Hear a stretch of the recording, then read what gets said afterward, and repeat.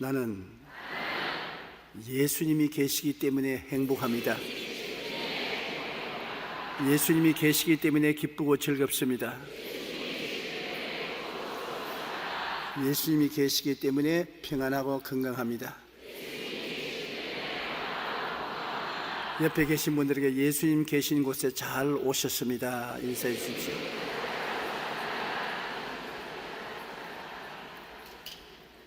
항상 기뻐하라는 제목으로 말씀을 나누겠습니다.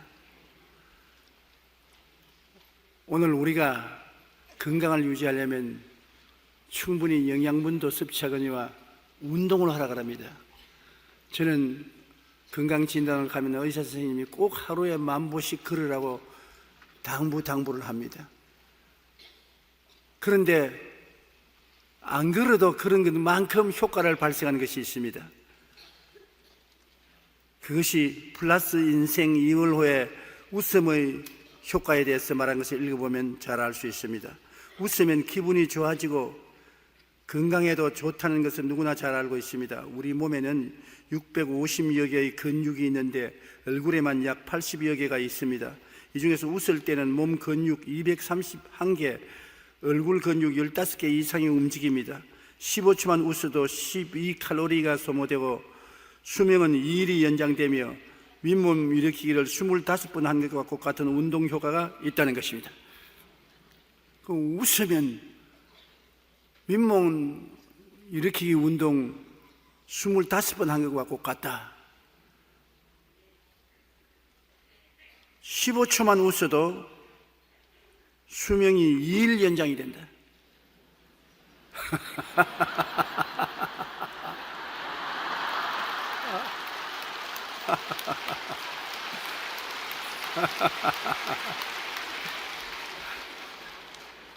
벌써 수명이 많이 연장되었어요.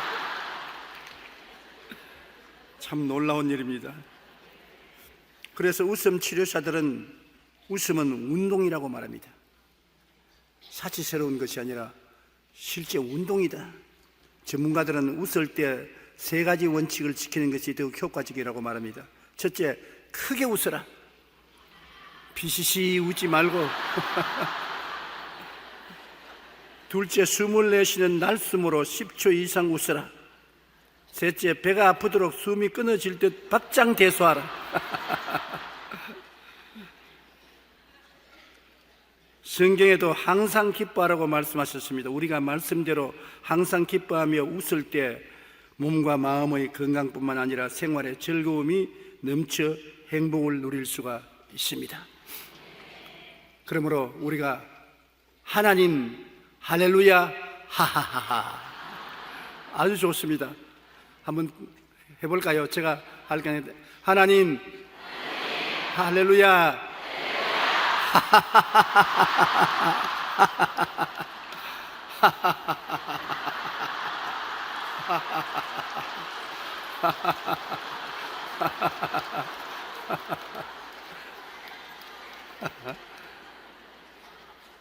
하나님 감사합니다. 2008년 5월 24일 원광대 김종인 교수의 장수 비결 논문에 100세 이상 장수하는 노인들은 80대 노인보다 10배가량, 60대 환갑인보다 12배 정도 더 많이 웃는다는 조사 결과가 나왔다고 발표했습니다. 100세인들의 근심 걱정은 8순인과 비교해서 6분의 1, 환갑인에 비해서 12분의 1 정도밖에 안 된다는 것입니다. 100세 장수하는 노인은 그만큼 근심 걱정이 적고 스트레스도 적다는 것입니다. 성경 잠언 17장 22절에 마음의 즐거움은 양약이라도 심령의 근심은 뼈를 마르게 한다고 기록되어 있습니다. 우리는 말씀대로 항상 기뻐해야만 심신의 건강과 생활의 행복을 누릴 수가 있는 것입니다. 첫째로 하나님은 기쁨의 근본이 되시는 것입니다. 기쁨이 다른 데서 나오는 것이 아니라 하나님이 기쁨의 근본 셈인 것입니다. 시편 16편 11절에 주께서 생명의 길을 내게 보이시리니 주 앞에는 기쁨이 충만하고 주의 우편에는 즐거움이 넘치나이다. 그러므로 주님 앞에 나가도 기쁨이 충만하고 주의 우편에는 즐거움이 넘치는 것입니다. 사랑의 속성은 기쁨입니다. 하나님은 사랑이기 때문에 사랑하면 기뻐하게 되는 것입니다. 야곱은 라헬을 사랑함으로 삶의 기쁨이 충만하여 외삼촌 라반을 7년 동안 머슴으로 섬기고 살아도 그것이 하루같이 보내어졌다고 말하고 있는 것입니다. 사랑은 시간 가는 줄 모르고 마음에 기쁨과 즐거움을 주는 것입니다. 천국 사람이라는 별명을 가진 조지 피더 교수는 언제나 밝고 즐겁게 생활했습니다. 하루는 학생 중 한 명이 그에게 물었습니다. 교수님, 어떻게 늘 기쁘고 즐겁습니까? 그는 이렇게 말했습니다. 그리스도가 나와 함께 계시니 내가 주를 사랑하니 기쁠 수밖에 없지 않은가? 언제나 예수 사랑으로 충만해 있으니 기쁨의 깃발이 휘날리는 것이라네. 사랑한다는 것, 하나님을 사랑하고 예수님을 사랑하고 성령님을 사랑하고 이웃을 사랑하면 사랑의 속성은 기쁨이 충만한 것입니다. 옛말에 친구는 오래된 친구를 사랑하게 되니까 오래된 친구가 좋고, 술은 오래된 술이 맛이 있고, 마누라는 오래된 마누라가 좋다. 그러므로 우리는 좋아하고 사랑하면 마음의 기쁨이 생기는 것입니다. 하나님은 사랑이시고 기쁨의 원천이십니다. 그러므로 우리가 예수님을 구주로 모시고 구원을 받아 하나님의 사랑을 체험하면 어디를 가든지 늘 기쁨의 강물이 마음속에 넘쳐나는 것입니다. 그러나 미움의 속성은 슬픔인 것입니다. 미움은 굉장한 파괴적인 힘을 가져오는데, 남을 미워하면 그 상대방이 손상을 입을 뿐 아니라 미워하는 자기 속에 굉장한 부정적인 마음이 생기는 것입니다. 사람들이 서로 미워하고 원한을 갖고 용서하지 않으면 슬픔과 우울과 절망과 불행의 어두움 속에 살게 되는 것입니다. 이 세상에 마음에 슬퍼지고 우울해지고 절망적이 되면은 모든 것이 싫어지는 것입니다. 잠언서 10장 12절에 미움은 다툼을 일으켜도 사랑은 모든 허물을 가리우느라. 어찌하든지 허물을 덮어버리더라도 미워하지 말고 사랑하는 것이 좋습니다. 사랑이 나도 좋고 이웃도 좋은 것입니다. 에레미야서 31장 11절로 13절에 야훼께서 야곱을 구원하시되 그들보다 강한 자의 손에서 속량하셨으니 그들이 와서 시온의 높은 곳에서 찬송하며 야훼의 복 곧 곡식과 새 포도주와 기름과 어린 양의 떼와 소의 떼를 얻고 크게 기뻐하리라. 그 심령은 물된 동산 같겠고 다시는 근심이 없으리다 할지어다. 그때 처녀는 춤추며 즐거워하겠고 청년과 노인은 함께 즐거워하리니 내가 그들의 슬픔을 돌려서 즐겁게 하며 그들을 위로하여 그들의 근심으로부터 기쁨을 얻게 할 것임이니라. 하나님이 우리에게 주시는 축복 중에 큰 축복이 기쁨인 것입니다. 미움과 원한은 슬픔과 좌절과 절망을 가져오는 것입니다. 마귀는 이를 통하여 우리의 삶을 도역질하고 죽이고 멸망시키는 것입니다. 지도자의 덕목은 사람들에게 기쁨을 주어 인생을 신바람나게 살며 생명이 충만한 꿈과 희망의 날개를 펴고 살게 만들어야 되는 것입니다. 한 가정에도 가장의 가장 큰 임무는 가정의 아내와 자식들이 마음에 감격을 갖고 감동을 갖고 기쁨을 가지고 살게 만들어주는 것입니다. 그게 남편의 책임이요 임무인 것입니다. 또 아내도 남편이 직장에서 돌아오면 마음의 기쁨을 가지고 즐거움을 얻도록 해주는 것이 큰 임무와 책임인 것입니다. 우리가 남을 이끌어 가려면 다른 사람들에게 기쁨을 줘야 되는 것입니다. 감격을 줘야 되고 가슴 뿌듯하게 만들어 줘야 되는 것입니다. 그렇게 해야 정치가도 올바른 국회의원, 대통령이 되고 회사의 사장도 사원들에게 기쁨을 주어야 되고 교회 목사도 성도들에게 기쁨과 즐거움과 감격과 감동을 주는 주의 종이 되어야 되는 것입니다. 마음에 슬픔과 고통과 절망을 가져오면 절대로 안 되는 것입니다. 둘째로 하나님은 우리에게 기쁨을 주십니다. 사랑하면 기쁨이 솟아나지 않아요? 사랑하는 남녀 서로 굉장히 기뻐하는 것입니다. 첫 연애를 걸어본 사람은 연애 시절에 있던 마음의 기쁨을 잊을 수가 없을 것입니다. 그때는 정말 음성조차도 반갑고 살다가 보면은 어떻게 저 사람 음성을 내가 그렇게 즐거워했을까? 참 내가 돌아도 보통 돌았지 않았지. 그러나 그때는 음성조차도 반갑고 모자란 인격조차도 곱게 보이고 못난 것도 잘나 보이고 사랑은 그렇게 사람을 기쁘게 만들고 마음을 즐겁게 만들어주는 것입니다. 우리가 부모 자식 간에 서로 사랑하면 기쁨이 넘치는 것입니다. 자식들이 부모를 사랑하면, 부모를 만나면 굉장히 기뻐하지요. 부모가 자식들 있으면 너무 기뻐하는 것은 부모와 자식이 사랑하기 때문인 것입니다. 좋은 친구 참 좋지요.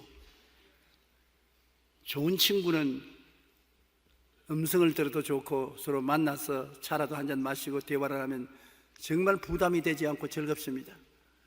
그렇기 때문에 오래된 친구가 좋다는 것은 산전수전 다 겪은 오랜 친구, 절대로 배반하지 않은, 서로 허물을 덮어주고 끌어주는 친구, 그런 친구가 있다는 것은 굉장한 인생을 행복하게 만드는 조건이 되는 것입니다. 빌립보서 4장 1절에 나의 사랑하고 사모하는 형제들, 나의 기쁨이요 면류관인 사랑하는 자들아, 이와 같이 주안했으라. 바울 선생은 교회 성도들을 사모하는 형제들, 나의 기쁨이요 나의 면류관인 사랑하는 자들이라고 말한 것입니다. 데살로니가전서 2장 20절에 너희는 우리의 영광이요 기쁨이니라. 우리의 영광이요 기쁨이다. 이 사도 바울 선생의 심정을 저는 요사이 절실히 느끼게 됩니다. 나이를 점점 먹게 되고 또 힘이 없어지면 강단에 서지 못할지도 모르는 내일이라는 것을 스스로 알고 있지만은 우리 성도들만 생각하면 마음이 기뻐지는 것입니다. 성도들이 그렇게 사랑스러울 수 없어요. 젊은 목사할 때는 철이 없어서 성도들 머리 수만 헤아렸는데 이제는 그렇지가 않아요. 우리 성도들을 보면은 그렇게 사랑스럽고 측은하다고. 왜 그런지, 잘 사는 성도들도 봐도 측은하고 못 사는 성도들 봐도 측은하고 안아주고 싶고 두들겨주고 싶은 마음이 생깁니다. 아마 철이 들어가는가 봅니다.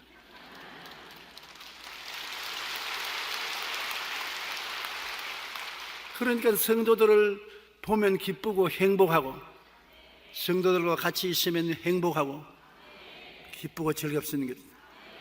사랑은 이와 같은 신비한 역사를 베풀어 주는 것입니다. 하나님이 가장 위대한 사랑을 우리에게 보여주신 것은 그 독생자 예수님을 우리에게 주신 것입니다.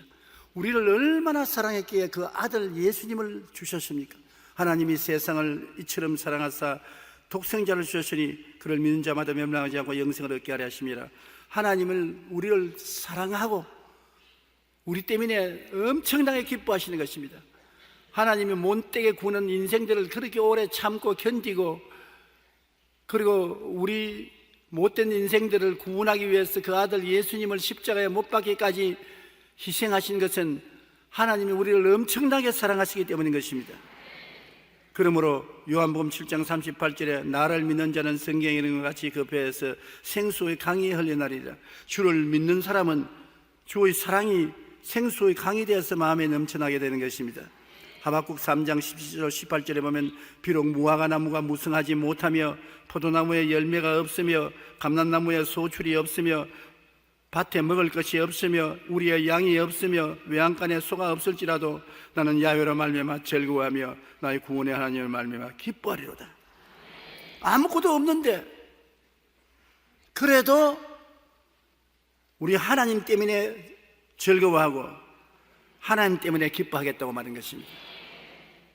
그러므로 제가 여러분에게 늘 심한 고백을 하라는 것은 나는 예수님 때문에 행복합니다.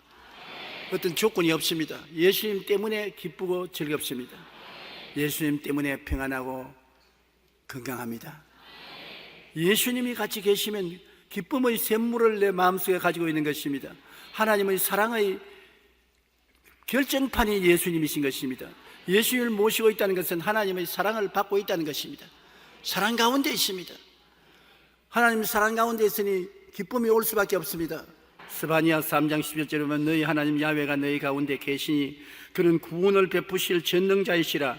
그가 너로 말미암아 기쁨을 이기지 못하시며 너를 잠잠히 사랑하시며 너로 말미암아 즐거이 부르며 기뻐하시리라.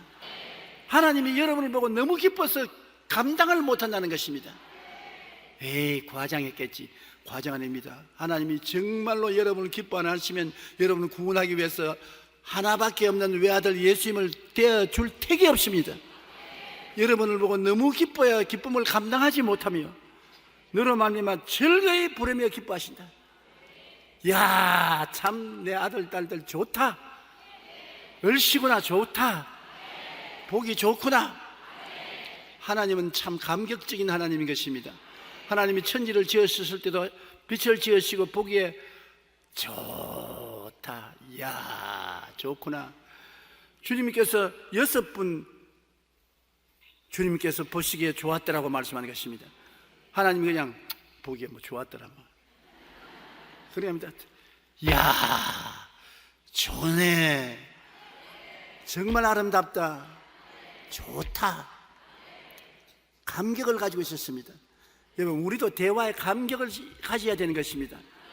야, 당신 정말 아름답구나, 정말 이쁘네, 옷이 참 몸에 좋다, 당신 곁에 있으면 즐겁다. 이 말이 얼마나 큰 사랑을 표시하고 용기와 힘을 주지 않습니까? 그러므로 우리 하나님께서 우리를 보고 기쁨을 이기지 못한 같이 우리도 그런 감격 속에 살아야 되는 것입니다. 예수님은 십자가에서 우리에게 슬픔을 주는 모든 부정적인 세력을 멸하시고 하나님의 은혜와 사랑을 부어주셨습니다. 슬픔을 갖다주는 죄도, 허물도, 질병도, 저주와 낭패와 실망과 고통도, 죽음도, 멸망도 십자가에서 다 몸짓고 피 흘려 청산하고 내가 다 이루었다 갚아버리고 말한 것입니다. 그러고 난 다음 주님께서는 수고하고 무거운 짐진 자들은 다 내게로 오라, 내가 너를 편히 쉬게 하겠다고 말씀하시는 것입니다. 히브리서 12장 2절에 믿음의 주여 또 온전케 하시는 예수를 바라보자. 그는 그 앞에 있는 기쁨을 위하여 십자가를 참으사 부끄러움을 개의치 아니하시더니 하나님 보좌 우편에 앉으셨느니라. 기쁨을 위하여 여러분과 나가 구원받아 하나님 앞에 서는 것을 기쁨으로 생각하고 온갖 십자가의 모욕을 참고 견뎌서 다 이루시고 하나님 보좌 우편에 앉으신 것입니다. 요한복음 16장 33절에 이것을 너희에게 이르는 것은 너희로 내 안에서 평안을 누리게 하려 함이라. 세상에서 너희가 환난을 당하나 담대하라, 내가 세상을 이기었노라. 십자가에서 예수님이 우리를 위해서 이겨주신 것입니다. 그리고 하나님이 우리에게 주시는 성령은 기쁨의 영인 것입니다. 성령이 오시면 마음의 기쁨이 충만해지는 것입니다. 그리고 우리 성령 받은 사람은 성령의 말에서 다른 방언으로 말하잖아요. 방언은 기쁨의 펌프인 것입니다. 물이 필요할 때 옛날에는 펌프를 해서 물이 확 나오는 것처럼 성령 충만해서 방언으로 기도하는 것은 우리 속에 있는 기쁨을 펌프질 해야 되는 것입니다. 이사야 28장 9절로 12절에 보면 그들의 이르기를 그가 누구에게 지식을 가르치며 누구에게 도를 전하여 깨닫게 하려는가, 젖들어져 품을 뜨는 자들에게 하려는가, 대저 경계에 경계를 더하며 경계에 경계를 더하며 교훈에 교훈을 더하며 교훈에 교훈을 더하되 여기시도 조금 저기시도 조금 하는구나. 이것은 형식적이고 일반적인 교회를 말하는 것입니다. 교인들 갖다 놓고 늘 교훈에 교훈을 더하고 경계에 경계를 더하고 여기시도 조금 저기시도 조금 교훈을 더하니까 교인들이 교회에 와서 위로를 받지 못해요. 교회에 와서 늘 얻어맞고 꾸중을 듣고 기가 다 죽어서 시들어진 나무 잎사귀같이 어깨가 늘어져 가지고 집으로 돌아갑니다. 주여, 나는 어찌할까요? 하나님께서 그것을 싫어하시는 것입니다. 교인들이 교회에 와서 기쁨이 넘치고 즐거움이 넘치기를 원하시는 것입니다. 할렐루야를 호함치고 박수를 치고 희망차게 예배를 드리고 나가기를 원하시는 것입니다. 그래서 성경은 말하기를 그러므로 들으는 이술과 다른 방언으로 그가 이 백성에게 말씀하시리라. 전에 그들에게 이르시기를 이것이 너희 안식이요 이것이 너희 상쾌함이니 너희는 곤비한 자에게 안식을 주라 하였으나 그들이 듣지 아니하므로. 안 된다는 것입니다. 성령 받고 방언으로 기도하라. 이것이 너희 안식이요 이것이 너희 상쾌함이다. 마음이 평안하지 않을 때 방언 기도하라. 슬픔이 있을 때 방언으로 기도하라. 그러면 안식이 오고 상쾌함이 온다. 저는 슬플 때 방언으로 기도를 많이 합니다. 마음이 슬퍼 마땅히 기도할 바를 알지 못하고 답답할 때 주님 앞에 주여 하고 난 다음 방언으로 기도하면 나도 모르는 사이에 눈물을 흘리면서도 무슨 말로 기도하는지 모르지만은 성령께서 알아서 기도해 주시는 것이기 때문에 성령으로 기도하면 슬픔이 기쁨으로 변화되는 것입니다. 큰 위로가 되는 것입니다. 즐거움이 없이 마음이 답답할 때도 방언으로 기도하고 나면 답답함이 사라지고 상쾌함이 다가오는 것입니다.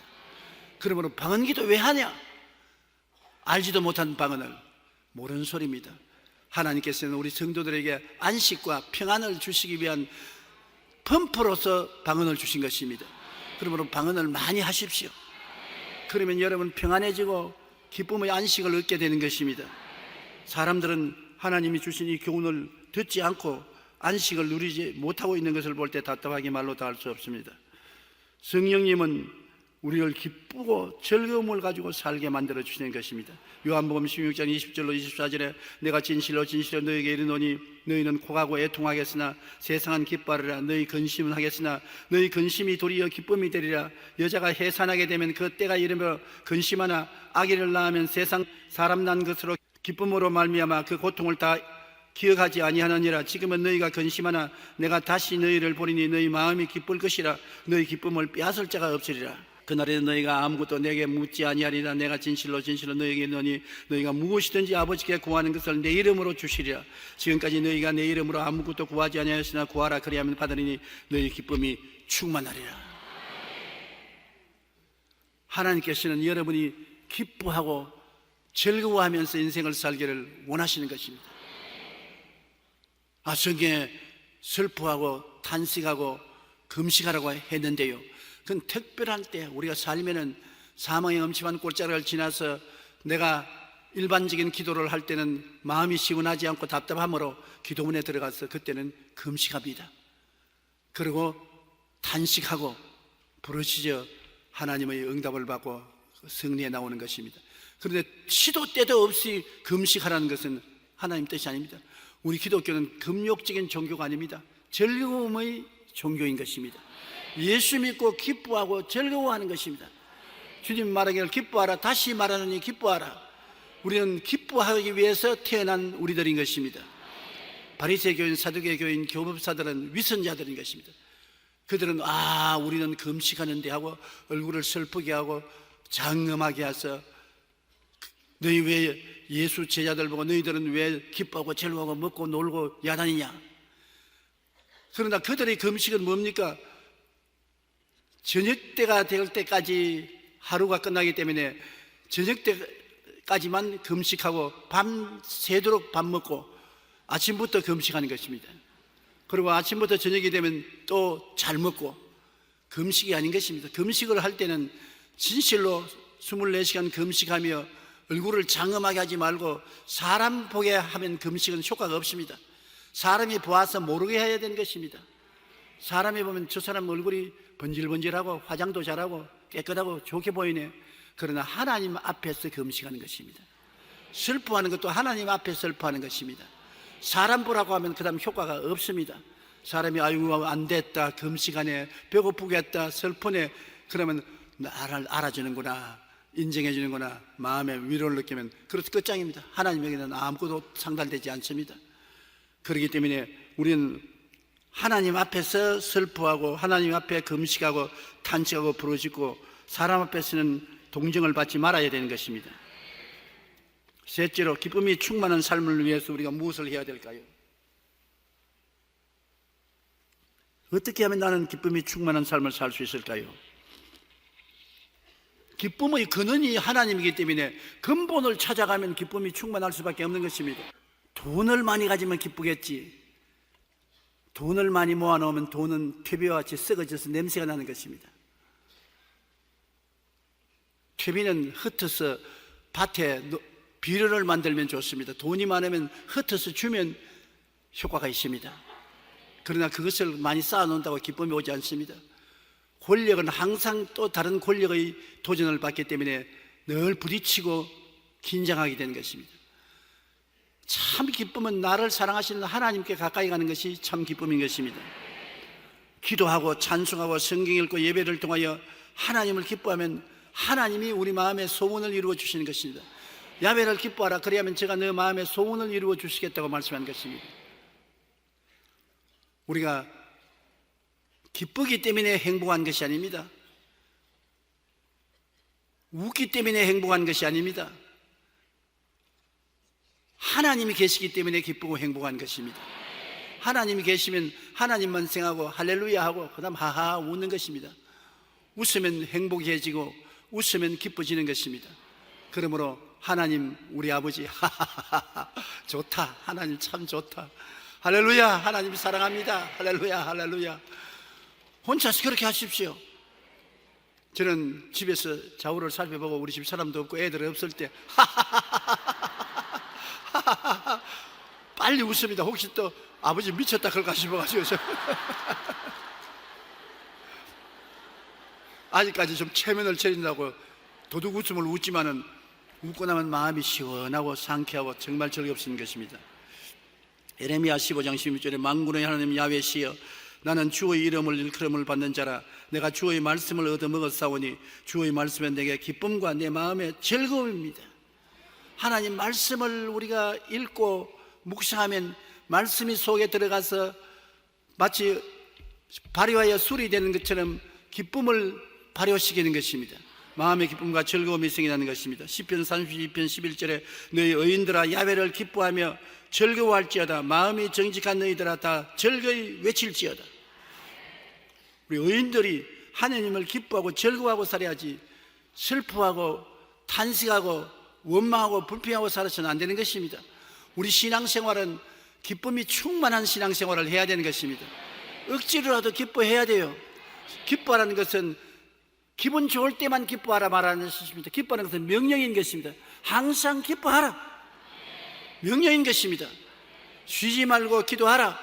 범사에 감사하라. 우리가 기쁨을 늘 강제로라도 해야 하나님께서 기뻐하시는 것입니다. 그리고 하나님이 기뻐하시고 성령님이 기뻐하시는 복음 전도를 하면 기쁨이 다가오는 것입니다. 말씀을 증거하고 남에게 하늘나라를 전하면 마음에 기쁨이 다가오는 것입니다. 성령과 함께 일하면 큰 기쁨이 오는 것은 사도행전 8장 5절로 8절에 보면 빌립이 사마리아 성에 내려가서 그리스도를 백성에게 전파하니 빌립은 교회 평범한 평신도요 집사였었습니다. 무리가 빌립의 말도 듣고 행하는 표적도 보고 한 마음으로 그가 하는 말을 따르더라. 많은 사람에게 붙었던 더러운 귀신들이 크게 소리를 지르며 나가고 또 많은 중풍병자와 못 걷는 사람이 나으니 그 성에 큰 기쁨이 있더라. 복음 증거는 예수님을 믿고 구원받아 하나님의 은혜를 입을 뿐 아니라 결과적으로 큰 기쁨이 따라오는 것입니다. 복음이 있는 곳에 기쁨이 함께 있는 것입니다. 기쁨이란 복음의 향기인 것입니다. 복음이 전파되는 곳에 기쁨의 향기가 나야 되는 것입니다. 꽃이 있어도 진짜 꽃은 향기가 나는 것입니다. 가짜 꽃은 향기가 나지 않지 않습니까? 바울과 실라가 복음을 전할 때 빌립보 간수가 복음을 듣고 구원받고 크게 기뻐했습니다. 사도행전 16장 34절에 그들을 데리고 자기 집에 올라가서 음식을 차려주고 그와 온 집안이 하나님을 믿음으로 크게 기뻐하더라. 아니 난 예수 믿었는데도 뭐 덤덤하니 믿었는지 안 믿었는지 기쁜 거 없던데요. 병들었습니다. 기뻐해야 되는 것입니다. 그것이 예수 그리스도의 속성인 것입니다. 성품인 것입니다. 꽃을 가지고 있으면 향기가 나야 되는 것입니다. 향기가 안 나면 종이 꽂히는 것입니다. 그러니까 종이 신앙을 가지면 기쁨이 없어요. 하나님도 기쁨이시고 예수님도 기쁨이시고 성령도 기쁨이시고 삼위일체 하나님이 기쁨이신데 기뻐하고 즐거워하면 하나님이 같이 계시고 기뻐하고 즐거움이 없으면 하나님과 사이가 멀어지고 있다는 것을 증거하는 것입니다. 그것은 왜 멀어졌느냐? 기도와 찬송과 성경 읽기와 예배가 등한히 했다는 것을 증명하는 것입니다. 성령의 열매 가운데 하나가 사랑과 희락인 것입니다. 하나님의 나라는 오직 성령 안에 있는 의와 평안과 희락이라. 성령은 말씀을 기쁨으로 받아들이게 하시며 믿는 자에게 고난과 시련을 기쁨으로 이해하시는 것입니다. 기쁨은 우리에게 큰 힘이 되는 것입니다. 기뻐하라, 이것이 너의 힘이다. 울고 탄식하면 힘이 쫙 빠집니다. 그러나 기뻐하고 즐거워하면 힘이 생겨나는 것입니다. 고난당해도 기뻐하고 영광이 나타날 때도 기뻐하라. 그러므로 하늘나라는 기쁨과 뗄래야 뗄 수 없는 속성이 있다는 것을 우리가 알 수 있는 것입니다. 저는 사업에 실패하고 자살하겠다는 사람을 상담한 적이 있습니다. 그는 너무나 좌절하여 그가 죽을 생각만 했습니다. 그런데 하나님의 말씀을 듣다가 성령님을 체험하고 크게 회개하고 자부하고 통곡했습니다. 그 후 그는 성령으로 충만하여 얼마나 기뻐하는지 저에게 와서 이렇게 말을 했습니다. 목사님, 하늘이 이렇도록 아름다우며 정원에 있는 나무들이 이렇게 즐거워하고 기뻐하는 것을 전에는 몰랐습니다. 길가의 돌멩이도 모두 기뻐서 고함치는 것 같습니다. 손을 펴면 제 손이 웃는 것 같고 이렇게 행복하고 좋을 수가 없습니다. 제가 왜 진작 예수님을 믿지 않았는지 모르겠습니다. 큰 슬픔을 당했기 때문에 예수님이 돌아오니까 큰 기쁨을 느낄 수가 있었던 것입니다. 오히려 제가 이렇게 물었습니다. 아니, 사업에 실패해서 죽고 싶다더니 그 생각은 어디 갔습니까? 그는 웃으면서 이렇게 말했습니다. 목사님, 인생은 굽이 12굽이라고 말하지 않습니까? 지금 실패했지만 제 마음이 이렇게 기쁘고 힘이 생겼으니 다시 재기할 수 있습니다. 나는 할 수 있습니다. 기쁨이 할 수 있다는 힘을 주지 않습니까? 국민들이 기쁨을 가지면 어떠한 어려운 역경에도 극복하고 나라를 건설할 수 있습니다만, 국민들이 마음에 좌절하고 슬픔이 꽉 들어 차면은 나라가 망합니다. 나라와 지도자가 국민들에게 용기와 희망과 기쁨을 줘야 되는 것입니다. 용기와 희망과 기쁨을 잃어버리면 그 나라는 망하고 마는 것입니다. 생활이 고난스러우면 국민들이 낙심하거든. 기쁨을 잃어버립니다. 마음이 슬퍼집니다. 그러게 되면 맥이 빠지고 아무 일도 효과가 나지 않습니다. 그러나 국민들이 어떠한 역경에도 기뻐하고 즐거워하면 환경을 이길 수가 있는데, 공허하고 혼돈하며 흑암의 기쁨이 있을 때 기뻐하고 즐거워할 거리가 없습니다. 어디에 오직 그것을 극복하고 이길 수 있는 거리냐? 예수 믿는 길밖에 없는 것입니다. 예수님을 믿고 우리가 주 안에서 소망을 갖고 영혼이 잘됨같이 범사에 잘됨에 강건한 희망과 꿈을 갖고 일어나면 어떠한 환경도 정복할 수가 있고 나라와 민족을 승리로 이끌어갈 수가 있는 것입니다. 성령님은 기쁨의 영이신 것입니다. 그러므로 우리는 마음에 성령이 오시면 그 어떤 환난과 고통에 처했을지라도 마음의 기쁨이 넘치고 힘과 용기를 낼 수가 있는 것입니다. 아무리 부귀영화 공명이 있어도 마음의 기쁨이 없으면 그것은 쓴 약에 불과합니다. 그러나 비록 초가상칸에 살지라도 마음의 기쁨이 있으면 그곳이 천국이요 기쁘고 행복한 곳이 될 수가 있는 것입니다. 우리 기독교는 다른 종교와 달라서 우리의 기쁨과 행복은 바깥에서 찾지 않고 안에서 찾는 것입니다. 속에서 단물이 솟아넘치는 것입니다. 영원히 목마르지는 기쁨의 샘물이 속에서 나오는 것입니다. 속에 예수님 모시고 속에 성령님 모시고 하나님을 예배하고 찬양하고 기뻐하면 속에서 즐거움이 넘쳐나는 것입니다. 하나님을 기쁘시게 하고 이웃과 사랑과 행복을 나누어 주면은 기뻐지는 것입니다. 남을 기쁘게 하면 나도 기뻐지는 것입니다. 남을 기쁘게 한다고 애를 쓰는데 내가 뭘 기쁩니까? 그렇지 않습니다. 남을 도와줘서 남이 행복하고 기뻐지면 나도 기뻐지는 것입니다. 가정도 한 가지입니다. 남편이 부인과 자식들을 기쁘게 해주면 자기가 기뻐지는 것입니다. 모든 사람이 허물이 있는데 허물을 예수 그리스도의 사랑으로 덮고 용서하고 사랑을 하면 사랑이 돌아오는 것입니다. 무엇으로 심든지 그대로 거두게 되는 것이니 빨리 거둘 수도 있고 늦게 거둘 수도 있지만 심으면 거두게 되는 것입니다.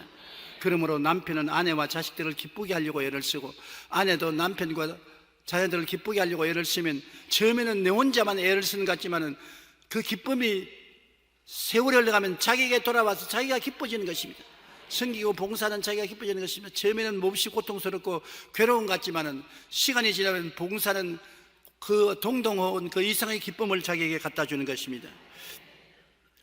히브리서 13장 16절에 오직 선을 행함과 서로 나누어 주기를 잊지 말라. 하나님은 이 같은 제사를 기뻐하시느니라. 선을 행하고 나누어 주면 하나님이 기뻐하시면 우리가 기뻐할 수밖에 없는 것입니다. 사도행전 20장 35절에 주는 것이 받는 자보다 복이 있다. 고린도전서 12장 20절에 만일 한 지체가 고통을 받으면 모든 지체가 함께 고통을 받고 한 지체가 영광을 얻으면 모든 지체가 함께 즐거워한다고 말하는 것입니다. 그러므로 이웃을 기쁘고 즐겁게 해주면 내가 기쁘고 즐거워지는 것입니다. 언제나 긍정적인 생각을 하고 긍정적인 말을 하고 우리가 될 수만 있으면 많이 웃고 살아야 되는 것입니다. 아침에 세수하고 난 다음 거울을 지나올 때 찡그리고 그대로 보지 마시고 한번 입꼬리를 위로 치게 들고 한번 웃어보십시오. 그것이 자기 마음에 굉장한 위로가 되는 것입니다. 긴장을 풀어놓을 수 있게 되는 것입니다. 할 수만 있으면 웃는 것이 좋습니다. 연말에도 웃는 얼굴에 뭐 한다고요? 침 못 빼앗는다. 그냥 웃어요. 미워하는 사람 앞에도 오래간만입니다. 이런 것보다 낫지 않습니까? 잘 웃은 사람이 환영을 받고 사람들에게 즐거움을 주는 것입니다. 데살로니가서 5장 12절처럼 항상 기뻐하라. 빌립보 4장 4절에 주 안에서 항상 기뻐하라. 내가 다시 말하노니 기뻐하라. 요한복음 15장 11절에 내가 이것을 너에게 이르면 내 기쁨이 너희 안에 있어 너희 기쁨을 충만하게 하려면, 그냥 기쁨이 아니라 기쁨이 충만하기를 원하시는 것입니다. 원래 인간은 기쁨을 위해 태어났습니다. 아담과 하와를 지었을 때 기뻐하기 위해서 태어난 것입니다. 하나님이 아담과 하와 때문에 기뻐하시고 아담과 하와는 하나님 곁에 있으니까 기쁨이 넘쳤습니다. 요놈의 마귀가 들어와서 타락을 시킴으로 미움을 가져와서 슬픔이 꽉 들어차게 되고만 것입니다. 죄로 인해 하나님께로부터 버림받고 마귀의 종이 되자 기쁨은 사라지고 슬픔과 우울과 절망과 암흑의 노예가 되고 마는 것입니다. 하나님을 기뻐하면 삶의 힘이 생깁니다. 느헤미야 8장 10절에 야훼를 기뻐하는 것이 너희 힘이니라. 한번 따라 말씀해 보세요. 야훼를 기뻐하는 것이 너희의 힘이니라. 그러므로 우리는 예수를 믿고 하나님의 자녀가 되었은즉 하나님이 우리를 향해서 기뻐 소리치고 감당하지 못하게 하는데 우리는 기뻐하지 않고 긴 얼굴을 가지고 하나님 앞에 예배드리고 나갈 수가 없습니다. 교회 와서 기뻐하고 즐거워하고 하나님께 감사와 찬양을 드리고 힘을 얻어 나가게 된 여러분 되시기를 주의 이름으로 축원합니다.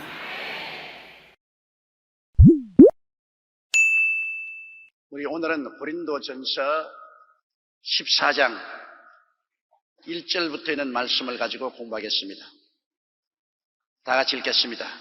사랑을 따라 구하라. 신령한 것을 사모하되 특별히 예언을 하려고 하라. 이 사랑은 은사가 아닙니다. 사랑은 우리가 살아가는 길입니다. 사람들은 말하기를 나는 성령의 은사보다도 사랑의 은사를 받았다. 난 사랑의 은사를 구한다 그러는데 거짓말입니다. 사랑은 은사가 아닙니다. 은사는 그냥 선물로 주는 거예요. 사랑은 그냥 선물로 주어지지 않습니다. 사랑은 성령의 열매입니다. 애쓰고 힘쓰고 노력해서 사랑의 길을 가는 것입니다. 사랑은 길이기 때문에 길을 가는 것은 여러분 애쓰고 힘을 써야 길을 걸어갈 수 있습니다. 사랑하려고 노력을 해야 돼요. 사랑에는 반드시 수고가 따라오는 것입니다. 부모가 자식을 사랑하는데도 얼마나 수고가 따릅니까? 귀찮은 일이 얼마나 많아요. 밤에 자다가도 깨어나서 기저귀 갈아줘야 되고 우유 먹여야 되고 수고가 얼마나 많습니까? 그냥 사랑은 뚝딱 떨어지는 선물이 아니죠. 수고롭고 괴롭지만은 이것을 참고 견디면서 그 길을 걸어가는 것입니다. 사랑은 은사가 아닙니다. 수고를 참고 나가는 것이 사랑인 것입니다. 그렇기 때문에 나는 사랑의 은사를 받았다. 거짓말입니다. 그냥 하늘에서 뚝 떨어져서 사랑이 생기는 것은 아닙니다. 사랑을 하려고 노력을 하고 애를 쓰고 힘을 쓰는 것입니다. 오늘 사람들이 말하기를 예수 믿는 사람들의 사랑이 식었다, 사랑이 없다고 말합니다. 은사를 받았으면 언제나 있지요. 사랑이 식을 수 있고 사랑이 없다는 것은 우리가 그만큼 애쓰고 힘쓰고 노력하지 않기 때문에 하는 것입니다. 사랑하려고 애를 쓰고 힘을 쓰고 노력을 해야 사랑의 역사가 일어나게 되는 것입니다. 그러므로 우리가 하나님께 기도할 때 하나님이 특별한 은사를 구할 때 사랑을 할 수 있는 수단으로 구하라는 것입니다. 내가 더 많은 사람에게 사랑을 베풀 수 있는 수단으로 구하라는 것입니다. 사랑 없이 그냥 날 쇼하기 위해서, 다른 사람에게 나타나기 위해서 하는 그런 것 하지 말고 믿음의 은사를 구하면 사랑을 실천하기 위해서 믿음을 주시옵소서. 예언의 은사는 사람들에게 사랑을 실천하고 도와주기 위해서 예언의 은사를 주시옵소서. 신유의 은사는 많은 사람에게 병 고치는 사랑을 베풀기 위해서 내게 신유의 은사를 주옵소서. 그 사랑을 행하기 위한 수단으로서 은사를 구해야지, 은사 그 자체를 구하다가는 탐욕되고 교만하고 오만하게 될 수가 있어요. 사랑을 하기 위해서 은사를 구하라. 사랑을 하기 위해서. 은사 그 자체를 내가 탐이 나서 구해서는 안 되는 것입니다. 사랑을 하기 위해서 은사를 구하라. 이 세상 모든 일이 다 그런 것입니다. 결혼하는 것도 사랑을 하기 위해서 결혼해야지. 인간적인 욕정을 만족하기 위해서 결혼을 한다. 그렇지 않으면 시바지로 자식 얻기 위해서 결혼한다. 그건 큰 불행을 가져오는 것입니다. 자기 욕망의 대상이 이성으로서 결혼했다가 욕망이 없어지면 손 털어버릴 수 있는 거예요. 아주 위험하죠. 그렇지만 자식을 얻기 위해서, 상대를 자식을 얻는 하나의 수단으로 삼는 것이니 이것은 비인격적이고 비인간적인 것입니다. 결혼도 사랑을 하기 위해서 결혼을 하고, 그리고 사랑하니까 같이 동거하게 되고 자식도 얻게 되고 가정도 이루게 됩니다. 사랑의 중심이 되는 거죠. 기업도 한 가지입니다, 여러분. 기업주가 노동자들하고 함께 사업을 하는데 서로 원수같이 대결한 마음을 가지고서 하면 안 되죠. 사랑. 기업주는 어찌한지 노동자에게 사랑을 베풀고 저들이 잘 살 수 있도록 하기 위해서 사랑을 베푸는 수단으로 기업을 하고, 또 일하는 사람은 기업주의 꿈을 이루어 줄 수 있도록 열심을 다하고 헌신적으로 노력하는 사랑이 있어야 됩니다. 모든 일에 사랑이 그 길이 되면 해답이 와요. 사랑을 저버리면 그 자리에 뭐가 오느냐? 탐욕이 들어와요. 탐욕이 들어오면 상대를 이용하려고 합니다. 도적질하고 깍지를 벗기고 상대의 희생을 시켜서 내 유익을 구하는 탐욕이 들어오게 되는 것입니다. 탐욕이 들어오게 되면 갈등이 들어오고 물고 찢고 싸우고 아주 처참한 일이 생겨요. 그러나 사랑이 들어오면 탐욕이 사라지기 때문에 언제나 희생하고 봉사하고 도와주는 이런 역사가 일어나게 돼요. 그렇기 때문에 사랑이 우리의 중심에 들어와 있느냐, 탐욕이 우리 중심에 들어와 있느냐, 우리의 행동 거지에 굉장한 영향력을 미치게 되는 것입니다. 그러므로 이 사랑을 따라 구하라. 신령한 것을 사모하되 특별히 예언을 하려고 하라. 우리가 예배에 신령한 은혜가 없으면 예배가 아주 메마른 예배가 됩니다. 밥상에는 여러분 반드시 국이 있어야 돼요. 맨밥만 먹으면 아주 목이 탁 메이지 않습니까? 밥 한 술 더 먹고 국 한 번 이렇게 한 숟갈 넣으면 입안에서 밥이 쉽게 넘어가잖아요. 신령한 은사는 국과 같습니다. 하나님 말씀이 밥이면 신령한 은사는 국과 같아요. 그래서 말씀도 먹고 신령한 은사도 마시고 그렇게 하면 예배가 살아나요. 그러나 밥만 먹으려면 입에 아주 모래알같이 돌기셔. 국만 마시려면 물만 훌쩍훌쩍 마시고 안 돼요. 옛날에 우리 집에 머슴을 데리고 있었는데 그 머슴이 항상 술을 너무 좋아해. 그래서 내가 왜 그렇게 술을 좋아하니까, 야, 이 사람아, 밥은 바빠서 못 먹겠고 떡은 떡부터 못 먹겠고 술은 술술 잘 넘어가니까 좋다. 그때 들은 이야기가 기억이 납니다. 그러나 술술 넘어가는 술만 먹으면 영양실조에 걸리고 알코올 중독에 걸리고 인간이 파멸당하고 말죠. 그러므로 우리 예배에는 사랑을 따라 구하되 신령한 것을 우리가 사모해야 됩니다. 신령한 것 중에 가장 중요한 것이 성령 충만 아닙니까? 성령 충만을 사모해야 됩니다. 우리 예수 믿을 때 성령 충만하고 믿어야 우리의 신앙이 열기가 있고 향기가 나고 뜨거워요. 아무리 목사가 되어도 성령 충만하지 않으면 사꾼 목자가 돼요. 시간만 적당히 때우고 월급만 받으면 되지 뭘 내가 열렬하게 교회를 위해서 하겠냐. 그런 열심이 없어져요. 성령이 없는 장로가 되면은 교회 내내 권력을 손에 넣으려고 권력 투쟁을 하고 목사하고 주권 다툼을 하고 교회를 아주 어렵게 만들어요. 성령 없는 성도들이 되면은 형식적인 성도가 돼요. 그냥 교회 주일날로 왔다가 가고 그리고 헌금 내라면은 1,000원짜리 찾는다고 눈이 시뻘겋어 가방 뒤지고 교회 헌신 봉사는 안 합니다. 왜? 성령이 없기 때문에.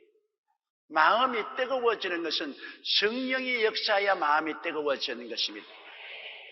120문도가 성령 받기 전에는 모두 다 얼어붙어서 숨어 있었는데 오순절을 성령 받고 난 다음 마음이 뜨거워지니까 전부 문을 박차고 나가서 예수 그리스도는 주라고 외치고 죽음까지라도 삼가잖아요. 마음이 뜨거워져요. 우리가 다 뜨거운 사람이 좋아요. 뜨거운 마음이 뜨거운 남자가 좋고 마음이 뜨거운 여자가 좋아요. 냉정하고 얼음장 같은 사람 좋지 않아요. 화끈하게 인생을 살아가는 사람이 좋다고요. 그런데 뭐 화끈한 것이 마음대로 되나요? 빈 화로 갖다 놓고 아무리 화끈해지라 해도 안 되는 것입니다. 불을 담아야 화끈해지지요. 성령의 불이 와야 화끈해지는 것입니다.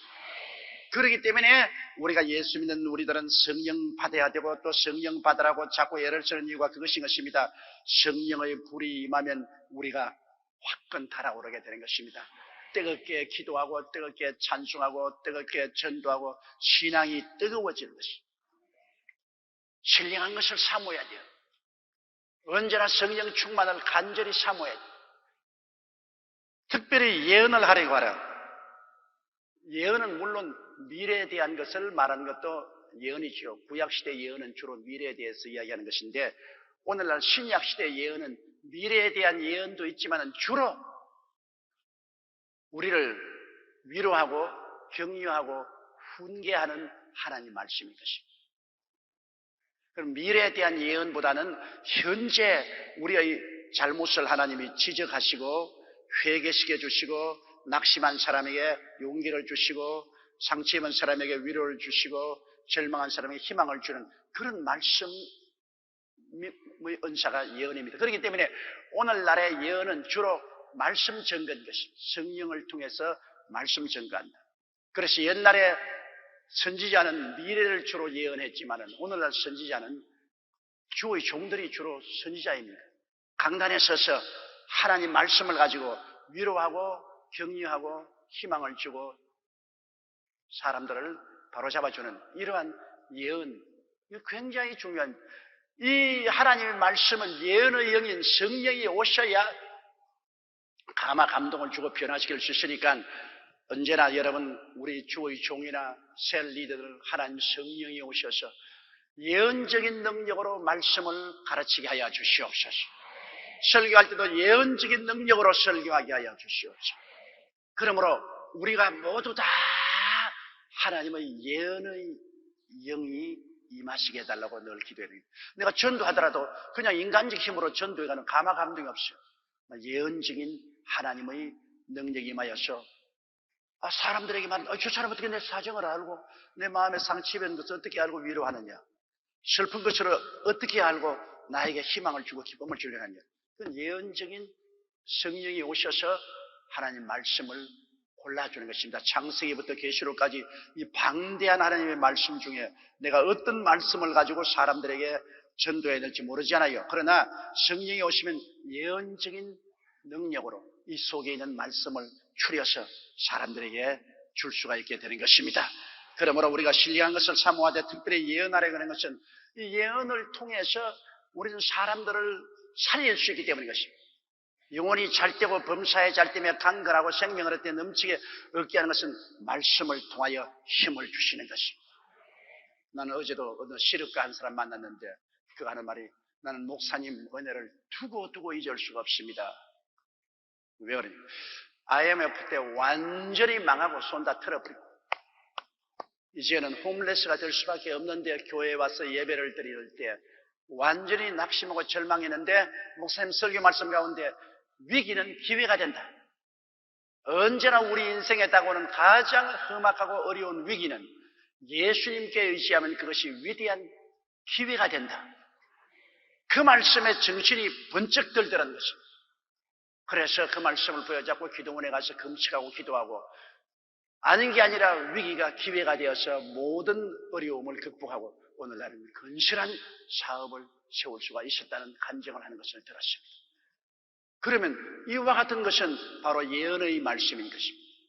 그 사람 누군지 모르지만은 성령께서 강단을 통해서 예언의 말씀을 주셔서 용기와 힘을 얻게 해주신 것입니다. 요사이 인터넷 편지에 보면은 하나님 말씀을 인터넷으로